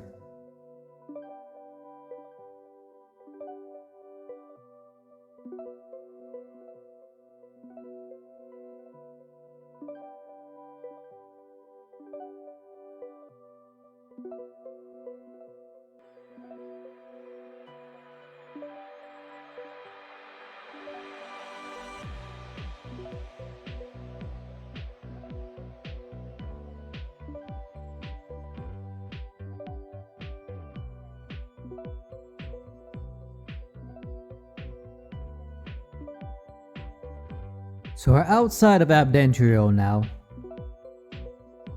Since you pop up through the wasp there. So we're going to run over to the west. And head down. And I think this is the hole we want to go down. Yeah. We're going to head down this hole here. And we'll show you the path to Zarabuster.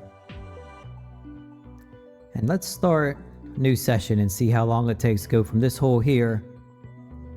And you're going to want to flip the switch every time unless you know for a fact somebody flipped it. Even if you show up, there you're the first one in after server save, come down and flip the switch. Even though it spawns to the right, I think it spawns to the right, it'll be closed. So make sure you flip it back and flip it forward. I was screwed by this, and then I've heard other people say they were screwed by this as well. So switch to the right.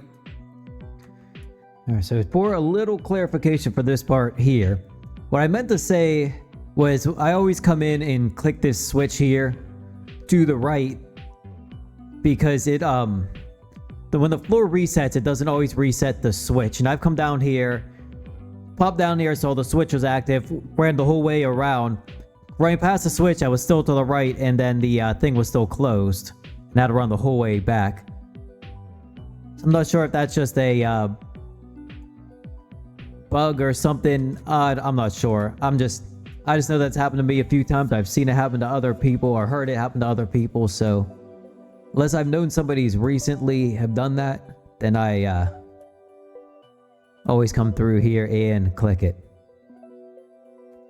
Now we're gonna crack on with running in there.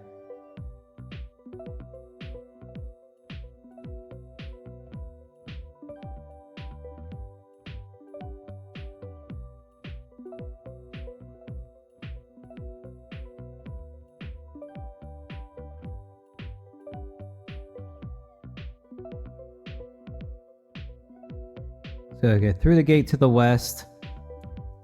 Down here? Yep, down here. Down here. And then it's just going to be a bunch of clicking on the map for me here. You're definitely going to set your maps up to do this. Up here. Down. Down here. Down again. To the west. Gonna go up.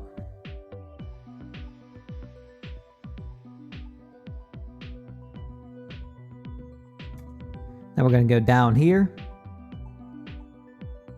And my marks are a little bit different than the ones that come with like the Tibia maps. I changed them a little bit to make it easier to get here for me. That way it can all be map clicking. So we go up here.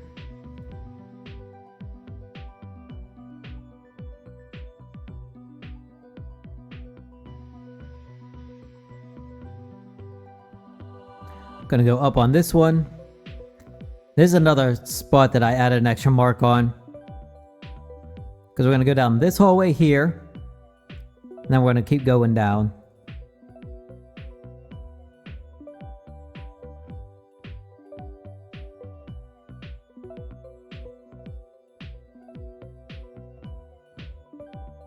Down here. And we're getting close to being there.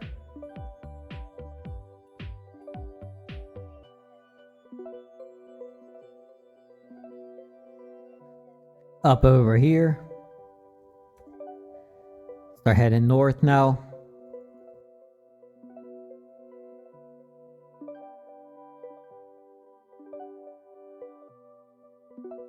Down there. Next one's to the north still. Gonna go up here. Another jaunt to the north.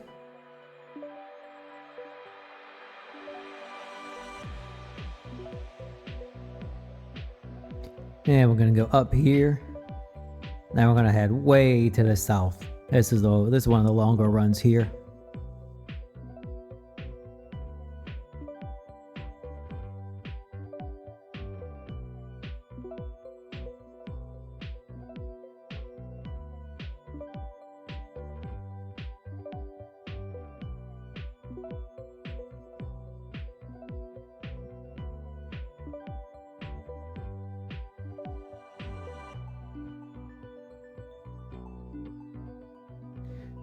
So we're gonna go down here.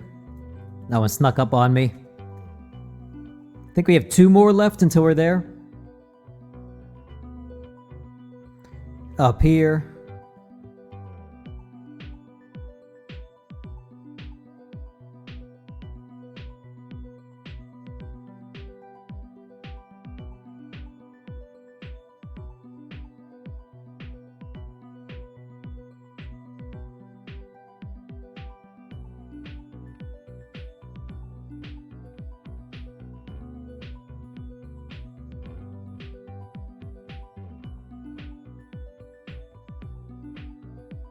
Okay, so we're gonna go down there.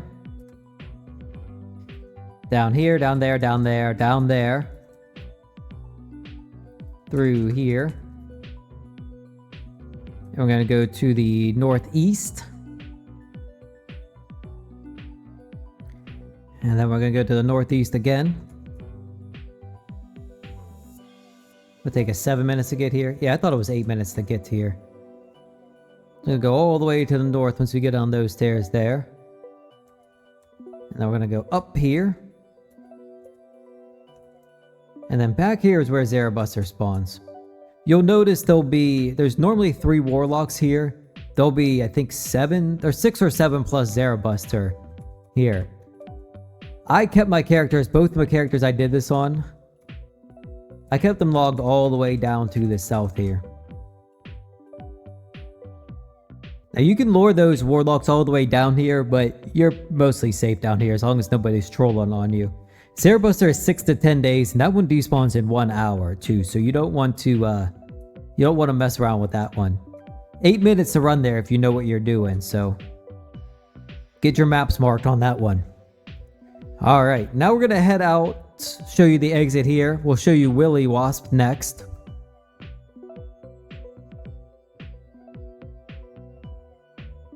So we're back to where we started here. So we're gonna run over here to the west. Show you where Willy Wasp spawns.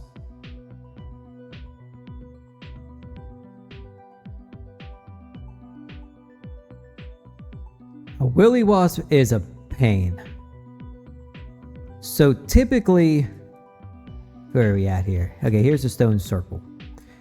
The Willy Wasp, this is an announced one again. So once you hear the first announcements, you have like 4 or 5 minutes to get here. 6 to 10 days on this one. It only has a few hit points too, I think 250, so you want to get here and you're going to be on top of it. Now, it spawns somewhere in the field. I've seen it up there. I've seen it as far as over here. I've seen it all the way down here at the entrance. I've seen it down along this way. And I've also seen it spawn pretty much everywhere in this big open field here. So if you don't see it, I usually start over there by the Blessing Eye.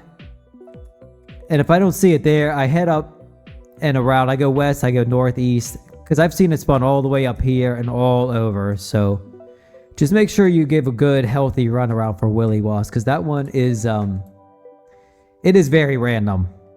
Very random on where it spawns up here.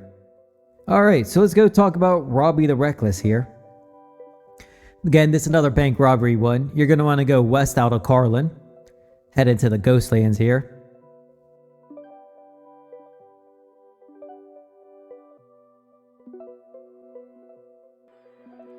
So we're going to go down there. Sneak through here and come up here. I'm going to go straight to the west.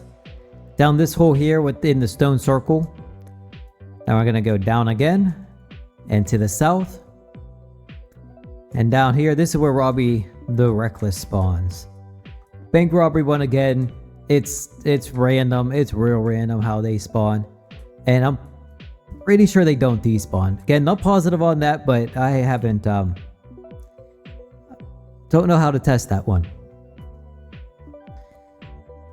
But hopefully, I thought about making a character on one of those, what are they called worlds? Experimental worlds, and seeing if I could test for them and that stuff, but who knows if we'll ever get around to that. Alright. Well, let's get back somewhere and then we'll do a wrap up of all of this. Next up, we are going to head to, we're going to call it Theus. We're also going to hit up Rashomon here, and we're going to throw POI in on the mix too. This is, I call this my Theus checks here. It's kind of what the loop I do. So in Rashomon, you have Gaz-Haragoth and Amrafir. They're both in the prison, which is here. So the depot's up here. The boat's all the way down here. You got to go up over the mountain and across. Show you that there. Then after that, we'll head back to Theus, where we'll check out Jesse the Wicked, General Marius, the Frog Prince, and then we'll run around Gorlum, and hopefully we do that one correctly, because I not entirely positive if I didn't screw that up. Then we're going to jump through the portal. We'll stop by and check Rukkhastad in the Dark Cathedral. Then we'll head over to the Pits of Inferno, and we'll show you the Pits of Inferno, Plasma Mother, Emperor, Punish, Massacre, Handmaiden, Countess Sorrow, and Dracula. So let's get over to Tibia. and we'll carry on with this. Alright, we're over here. We are on the Paladin for this, just for safekeepings. Thais, Roshamul, up here, and around.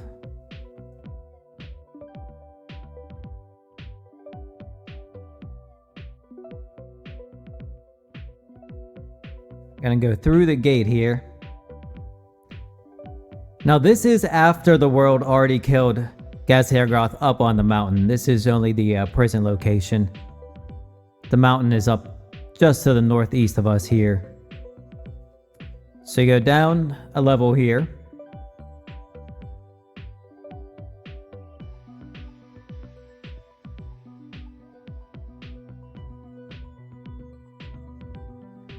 So straight down, and if we go down again, this here is where gas spawns, down on this floor here. It's not going to be here today because it spawned a couple of days ago.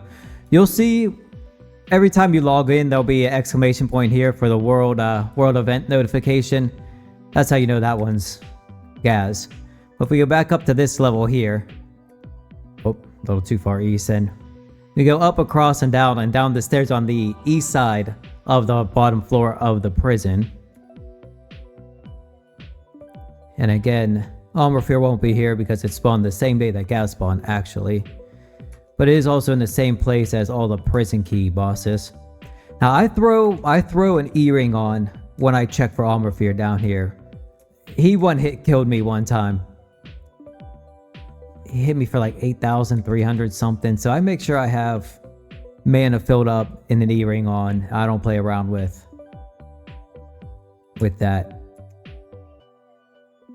Alright, so let's get back to Thais, which will show you. I guess we'll run up through the depot and we'll show you how to go out that way there. Now, Gaz and Omrafir are both 14 to 26 day spawn rates. I almost forgot to say that too. And Omrafir is 12 hours. I'm nearly positive on that. And Gaz will stay till server save, so you don't have to worry about that one despawning. But we did have Omrafir despawn once on us, and that's why I know that one despawns. So if you leave the depot out here and you come up to the northwest, you can get back to Thais. Next up, we'll go see Jess the Wicked. This is a bank robbery boss. No clue how these spawns. I have them all tracked on Optera, but they don't have any. There's no sense to them. So we're gonna head over this way here, down past where this brass shod chest is. Now there's different ways to get here. This is just the way I go. So we're gonna go down this hole here, and then we're gonna go up and around down here,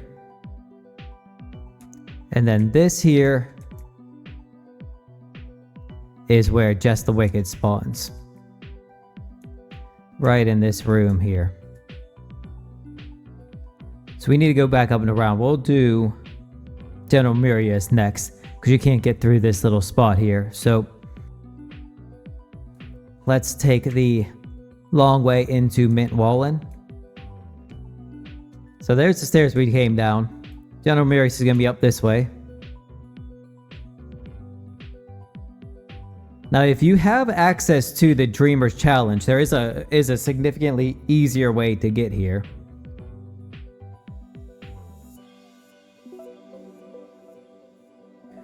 If you just head down through the Nightmare Watchtower, there's a portal to Mint Wallen, which I believe that way is faster. So we're going to go down here, through the poison, down here, and going to continue on.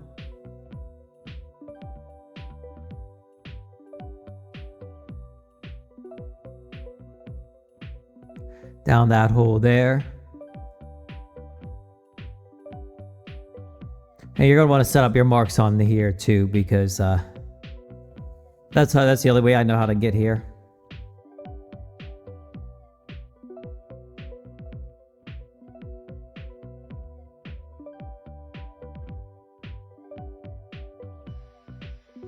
Okay, yeah, we gotta go up here, down across, down again. Then not through there, we go. I added that mark there, that arrow to the west, because I kept accidentally clicking on the exit, and you have to go back around if you click on the exit one there. And then we're gonna go continue on this path here. We're almost there. Down here, and we are in Mint Wallen. So let's run back here. Now this is where General Marius spawns, and he spawns with a proper army, so you'll know he's here.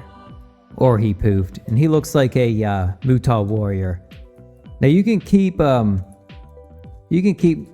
new characters up here on the roof if you want. There's also up here. Nothing spawns up here, so you can hang out up here. I kept the noob here with stealth ring on. Just in the center, just standing right here, stealth rings on, because I had plenty of them. And then when Marius spawned, I would run over here and run up there. Marius is a 6 to 9 day spawn rate. I'm assuming he's 4 hours, but I'm not positive on that one. He shows up pretty often, so that's why I think he has a longer despawn time. So we'll show you the way back to the surface because it's a little bit different than the way in. Where do we go? Okay, so go up here.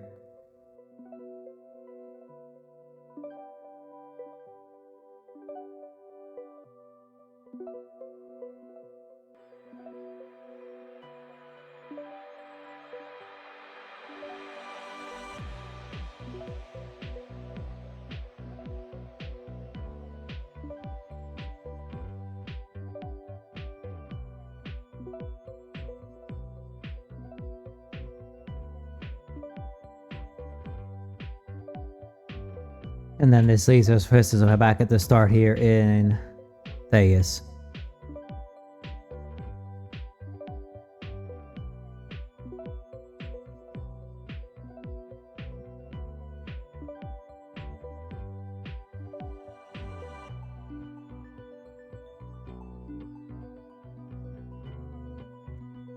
Back on the surface here, we're gonna run up here where Frog Prince is.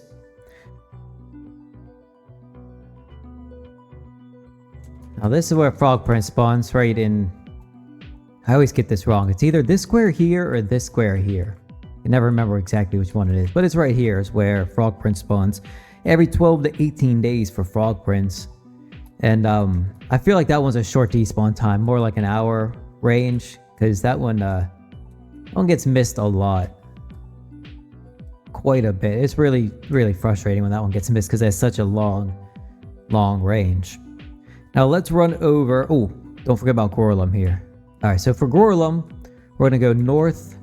And hopefully his... crap, nobody good's on. So we're going to go down here. We're going to go...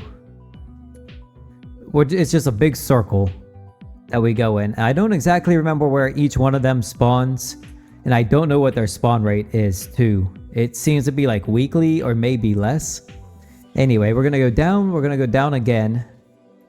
I'm going to go up here. And there's a pick hole. Is it? Let me get this stuff out of the way. Where's the pick hole at? Okay, there's the pick hole there. And then we're going to go down again. So this is one spot Gorlum can spawn. And you can put nubs in these places too, but Gorlum will rock them. So just be prepared for that. Okay, we need to go up this way. That is correct. And there's another bit of a loop too. Alright, so that one is that square there for the next hole. I think there's 5 total spots Gorlum can spawn on around where we're going here.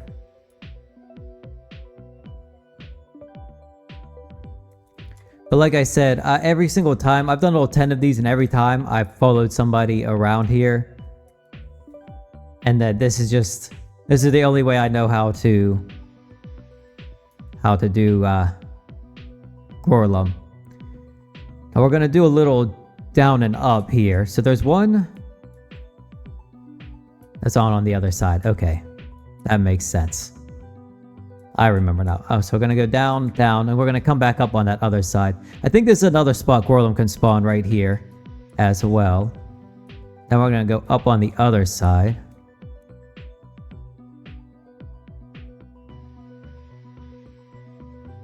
And then, yeah, here's another spot. Gorlum can spawn here. Then we're going to keep going around.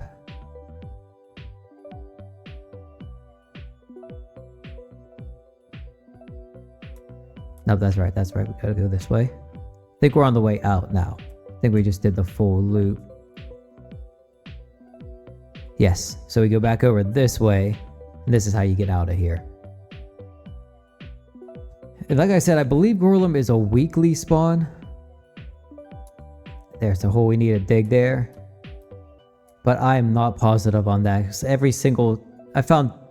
Out of the 10 that were found, I didn't find a single one of them. I got lucky enough. Now you can see we're right back to the start here. Now we're going to go ahead to Rukkhzad in Dark Cathedral, which won't be there because it spawned when I had to go to the doctor's this morning, so I just missed it. So let's get into the Dark Cathedral.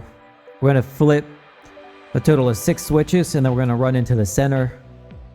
And then we'll talk to you when we're all the way down in there.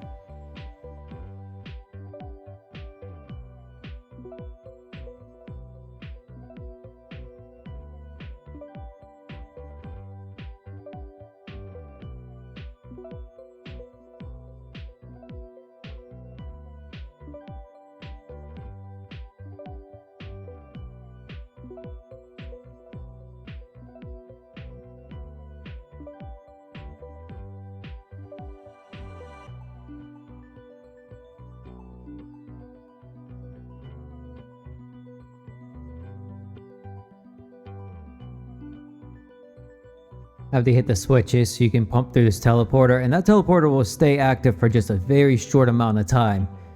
So I've had to wait for a few people to flip the switches before, and it seems like it's just moments, minute or two, not very long. And then Rukkhzad spawns.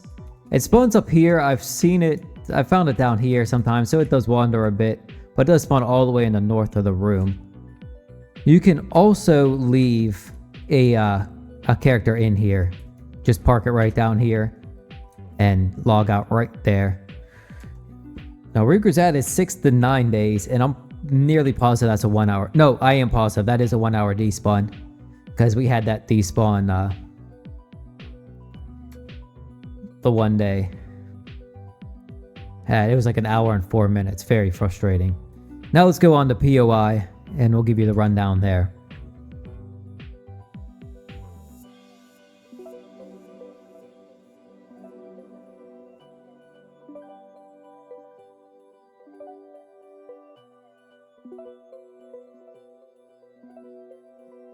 Now, if you're doing this, that's the hole I go down there.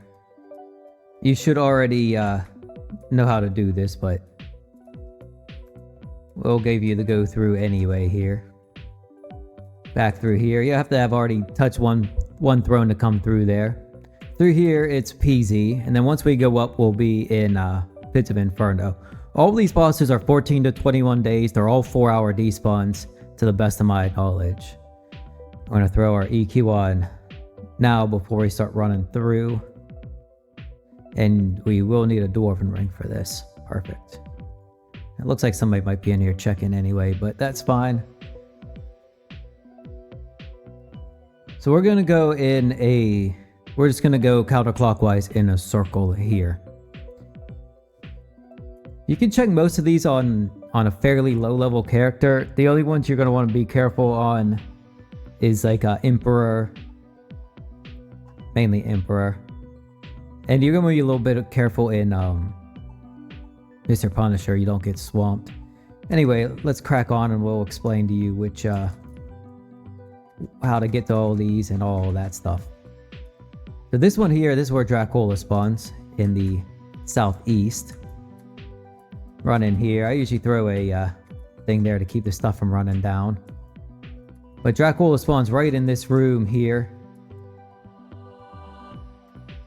It's pretty quickly. You'll notice the extra. It stands out pretty well there. You'll notice the extra undead dragon. Next up is Countess Sorrow, which is in this room here. So you go up this fire field here. Up here. We're going to go all the way around. Back up here. Down the hole. These are just demon goblins here. You're going to go down here. Now to set this up here, I lure this stuff over to the best that I can.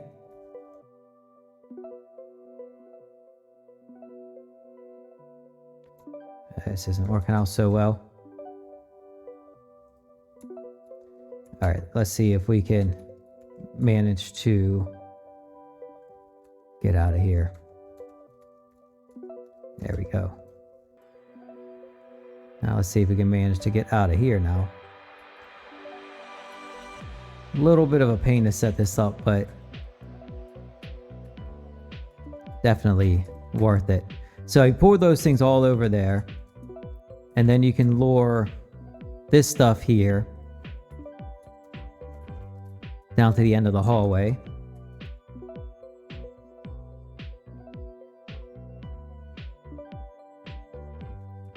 Put that stuff there. Now you're set up for the day there. This is where Countess Sorrow spawns, in this hallway right here. So now for the rest of the day, when you come in here, if I didn't hit the, okay. So if you throw a firebomb there when you come down here, for the rest of the day, you'll be able to slide past here and you won't have to deal with anything. You'll be able to find Countess Sorrow and you'll be good to go on that one. Now to get back into POI, it's just the reverse. Some of these are real demons, by the way. Through here. There's a little bit of a pain getting through here. If you get lucky, these will keep themselves out of the way. Alright, now let's go for Handmaiden. There's a little bit of setting up with this one here, too. So normally you would just pop down and see if she's there. You can also count them. 3, 4, 5, 6. 6?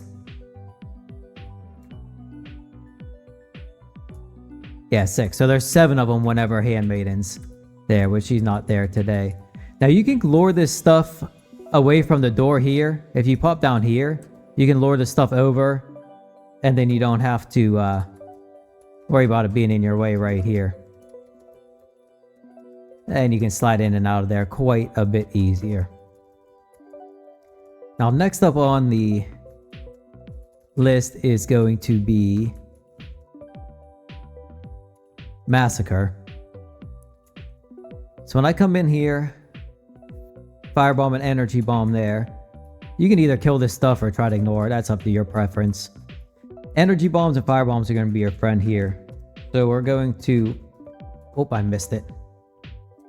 Energy Bomb there to keep those away. And we're going to Firebomb here since we Energy Bomb there to keep the other things away. We're going to Energy Bomb here. So there's no Massacre here. Get that out of the way.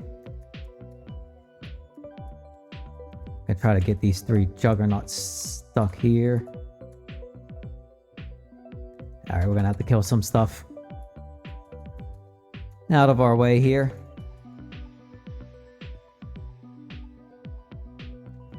Alright. So that's where Massacre spawns, right there in front of the throne. Now let's get out of here before we get any more stuck. Firebomb and Energy Bomb's definitely your friend in here. Now we have Emperor next. Not Emperor, oh, this stuff's all Lord. Mr. Punish next, sorry. Then again, Energy Bombs are going to be your friend here. You can make those Lost Souls run in red, and that makes it a lot easier to run through here. But you're definitely going to want to use Energy Bombs. As you can see how much easier that was to get through. And then we're going to lure this stuff into here. Drop an energy bomb up there. So back in this room here is where Mr. Punish spawns. Alright, so let's get up out of here. You can see how well those energy bombs are working out for us. Normally this stuff's not in the hallway here. But yeah, looks like somebody was in here. Next is going to be Emperor down here. All the way back and around. So let's go for a little run here. This is the one that if you're on a lower level, you're definitely want to be careful on. It looks like you can get through here just fine, but she'll sneak up on you and she'll get you. A few of us have learned those lessons. So Emperor spawns right back around here, all the way back into here. If you flip that switch, you can pop up into here and use that throne to get out away from that stuff. You also trap some of that stuff back there too, make it a little bit easier on yourself. You'll notice he's there because there will also be a couple of diabolic imps that spawn with him, or there's summons of his. I can't remember if any of them actually spawn with him. And dreadfully, the last one, which nobody likes to check, Plasmother. We'll get a full run back on that there. Alright, so energy bombs again are going to be your friend. Making this stuff run in red is also going to be a benefit to everyone. And those paralyzed, the unparalyzed are the paralyzed protection on your boots. I do recommend that. I never went with it because I just lazy. There was never any of the things on our world either, so it was kind of just like turned into whatever. But yeah, you can see why energy bombs are so beneficial through here. And Sons of Verminers don't care about them. Paralysis. And you can also see why nobody likes checking this one.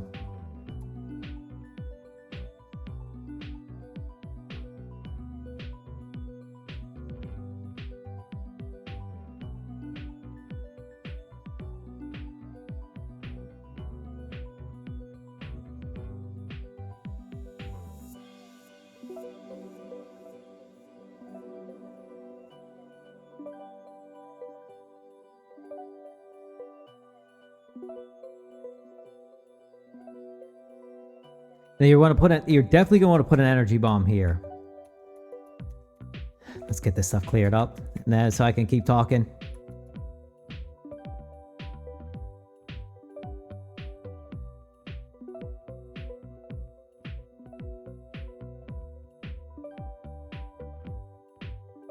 Now you can pop up into this corner here.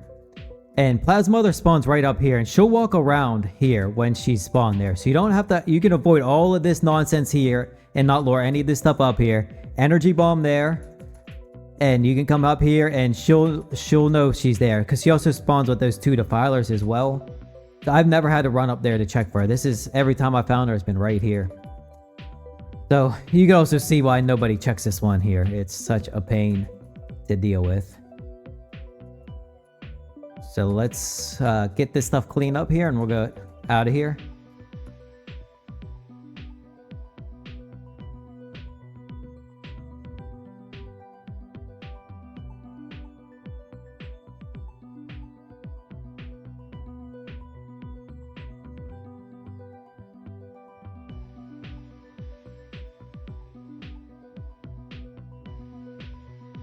Alright, so you go out of this portal here to leave.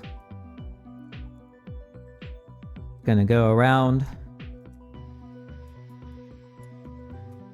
up here, up this hole over here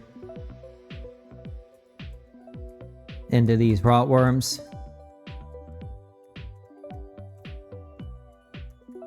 Up this hole here, and now we're back onto the surface and we can head back over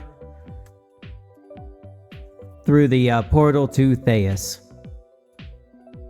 Next up, we're going to do Venor. This is my Venor route. It's also going to include Khazad-dûn. as well. So we're going to start with Venor. We're going to go down to Shadowthorn.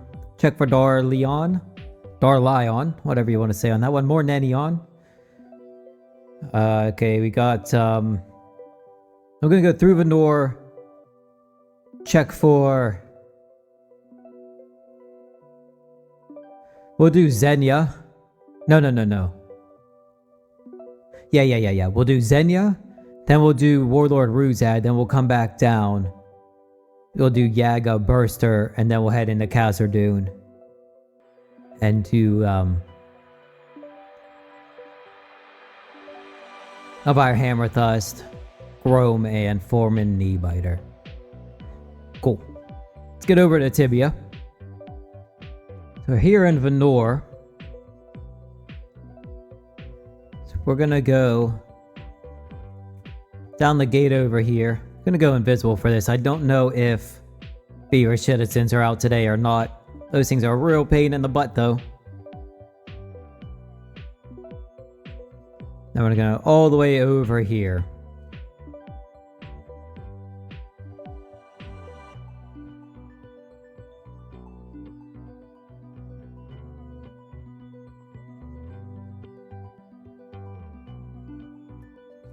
Okay, so that was a quick little run there. Go down over here, pop up here, all this ups and downs, down again.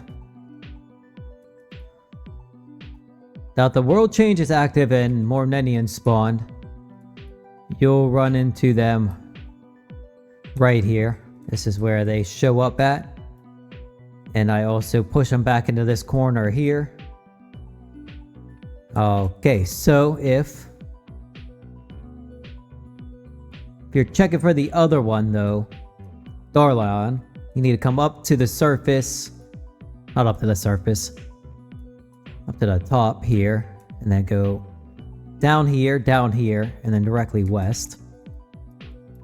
And then down here is where Darlion spawns. There's typically, what, 4 Elf Arcanists in this room? I want to say it spawns with a couple extra. I feel like there is a few more things in this room whenever that one spawns.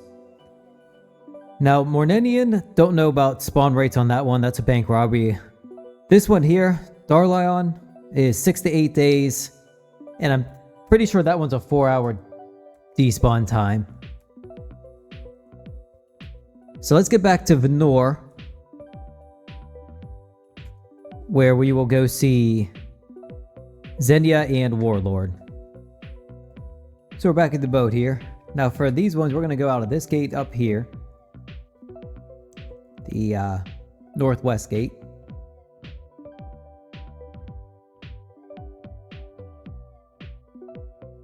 And then we're going to go... I click on... First click somewhere around the Black Knight area. Then we're going to click up here. We have this down arrow set up here in the Amazon camp. This is another place I leave a character. I leave a druid here because there's witches. They'll hit you with the fire fields. So I leave a druid with this one here to check. You can also X-log here. There's places that kill. Throwing a stealth ring on. And then up over here. So this is one spot that Xenia spawns. But she can also wander down here too somehow. I don't understand it. Don't ask me. But you can see the witches that spawn there. You can also drop your character off down here in X-log. They don't see invisible, so that's a good option as well if you want to use a nub there. I leave a character just right down here, invisible, and log out because I have a higher level druid. Okay. Oh, timeline. 7 to 14 days for that one. And I'm pretty sure she's a 1-hour despawn. She's very hard to find. I think I have 7 total kills on her, but she's a bit of a pain. So let's go see what Warlord Ruzad. Orc Fort is where we're heading now. You can come out this way and go up over here this way.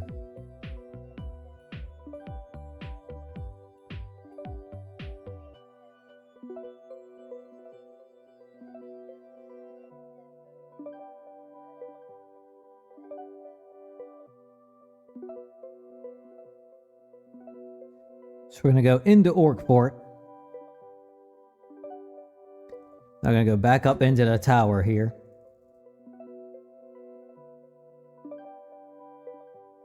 We'll start with a side note. Right here is where the Save's Old Backpack orc spawns. So that's something worth checking while you're checking Warlord Ruzad.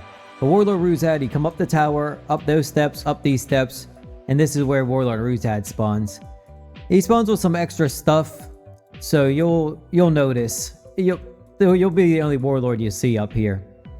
Now Warlord Ruzad is 6 to 10 days, and that is another 1 hour despawn on that one as well.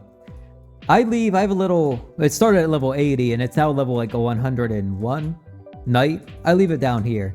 I kill that shaman, the berserker, the shaman, and then I leave the character here because this hallway is fairly safe to leave a character at. Now let's head over to, we're going to head to the other side of the river on the Khazad-dûm side of it. So we'll see you. Well, we'll show you the path over there because we're going to go out a different way than we came in.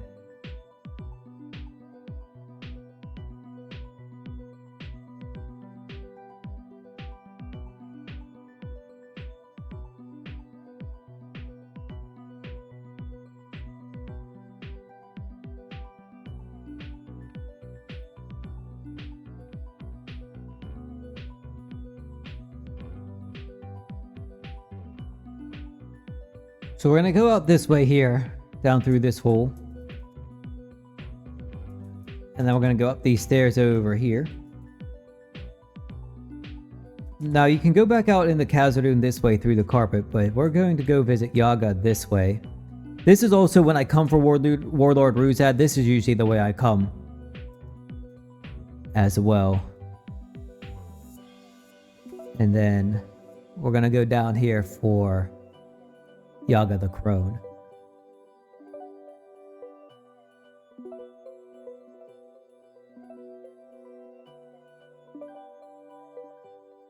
So we're going to go down here, sit all the way around, I believe,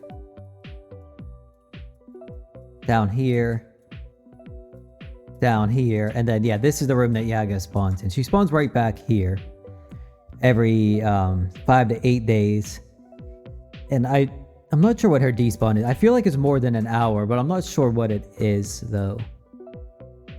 I leave a character here with invis stealth rings at a low level, and then whenever she pops up, you'll catch her in the battle list or see her over there. Then you can just pop up, lose battle here, and then bring your main character in from there. Now let's get back to the surface, where we will show you Burster. From here, we're going to run to the west.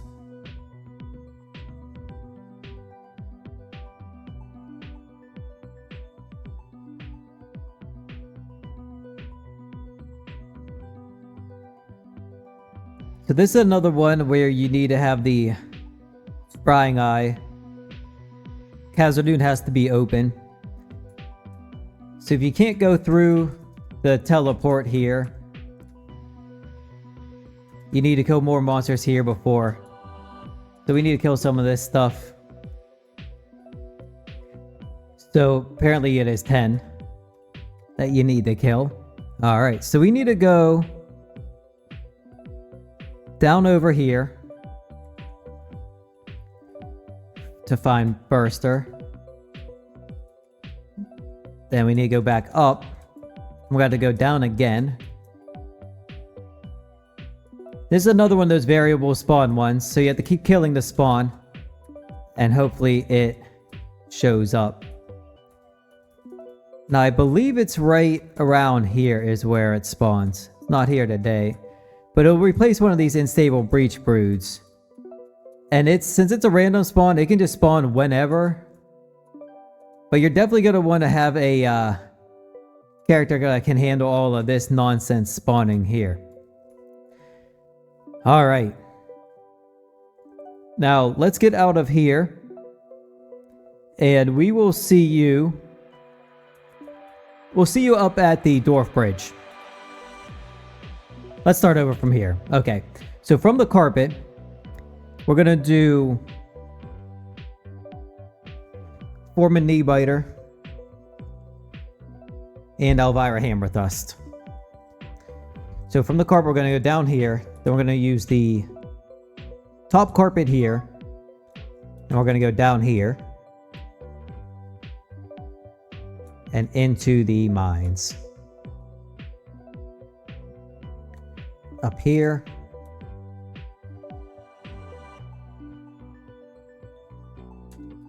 This is Foreman Kneebiter, by the way. I don't know if I said that at the beginning there, but yeah, we're on the way to Foreman Kneebiter now. We're gonna go down over here.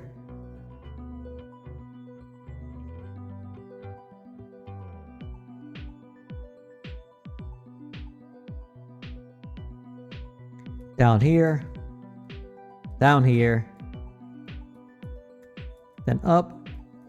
Here is where Foreman Kneebiter spawns. As you can see, you can leave a person here with a stealth ring on and give this one a check it. Stay away from those dwarf cores. Now this one here is 3 to 7 days, and I'm pretty sure it's a 1 hour despawn as well. So we're gonna get back up to the surface. We'll do Grome next, actually, since we're in the city. And then we'll head outside and we'll show you where Elvira Hammer Thrust spawns. Alright, so we need to get back out the carpet here. We need to go... Oh, wait, no, we can... What am I doing? We can go out the... That's the north gate. That's the south gate. Okay, good. The west gate here. Now, I believe we can go see Grome and Elvira Hammer Thrust in the same go here. Let's hope my memory is correct. Pretty sure they're in the same... No. Wait, where are we going? Let me go up here.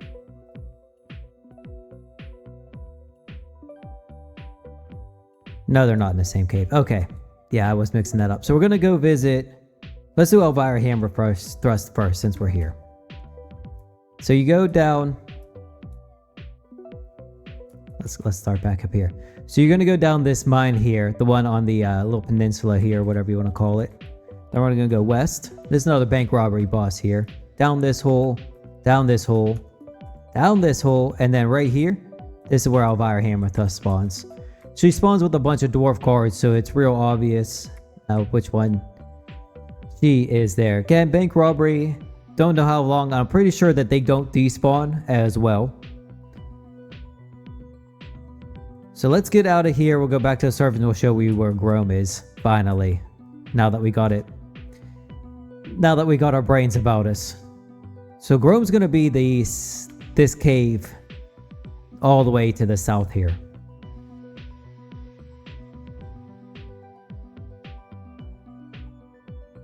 Let's go down this mine here. Gonna go down here and then to the south. Now there's a mechanic to this. If this isn't open, you have to give 200 coal to some guy. That is somewhere. See here? This guy here. So if the world change isn't active, you give 200 coal to Dronk here, and then the next day the pumps will be working and you'll be able to access this area. Now to the best of my knowledge, something changed with this. This used to be they spawn every single day, but or at server save every single day. I don't know what the mechanic is now. But it spawns over on this side here. You can walk on the water, but not the lava. But it spawns somewhere back over in this section here. We tried this for a week, and we never ran into Grome. If you kill so many of those a day, then it'll stay open the next day. And if you kill so many in a week, then you won't have to reactivate the pumps. So there's a daily and a weekly number. Like I said, I don't know all the details to it, and it changed recently too. So we're going to make a video about it eventually here, but I just wanted to give a quick rundown of that one. Either that one despawns in an hour, Or like I said, I don't know. But that one can spawn every day. It used to spawn every day at server save, but they changed that mechanic to something different. All right. So let's get out of here and get it wrapped up. That'll wrap it up for this loop here. All right, so we finally made it onto the Raxius Island here. And I never got shipwrecked on that other island again. So we're going to give a quick rundown of this whole situation here. This is part of the secret library quest. So the first time you take the shortcut from Port Hope, you go to Port Hope, you ask for shortcut. First time you'll go to an island, you got to find something on there, use it on the raft, and then you got to go to the south and use a telescope, not the telescope, the a periscope. Is it telescope? Yeah, the telescope to the south and at nighttime. And then you can go walk on the raft, and then that'll send you back to Fibula. But if you keep, it's a 20-hour cooldown to keep trying for the shortcut, and if you keep trying, eventually you'll get shipwrecked here on this island north of the Fey village. And then this is Raxius in here, which this is going to be the only boss we do show you in this whole thing. And that's every 20-hour cooldown on that. That's a 5-kill boss. I've just been hanging out on this island for a day here, but we are going to get out of here now because I need to take my daily rewards and do some stuff. But yeah, that's just a quick rundown of Raxius. It's the secret library quest if you need to look up how to do that. I don't have it on video, or I mean, I didn't do a video on that, and I'm working on the video for the achievement for that too, so yeah, it's pretty simple to figure out on your own though, so you should be fine with that. Oh, nice, back in Carlin.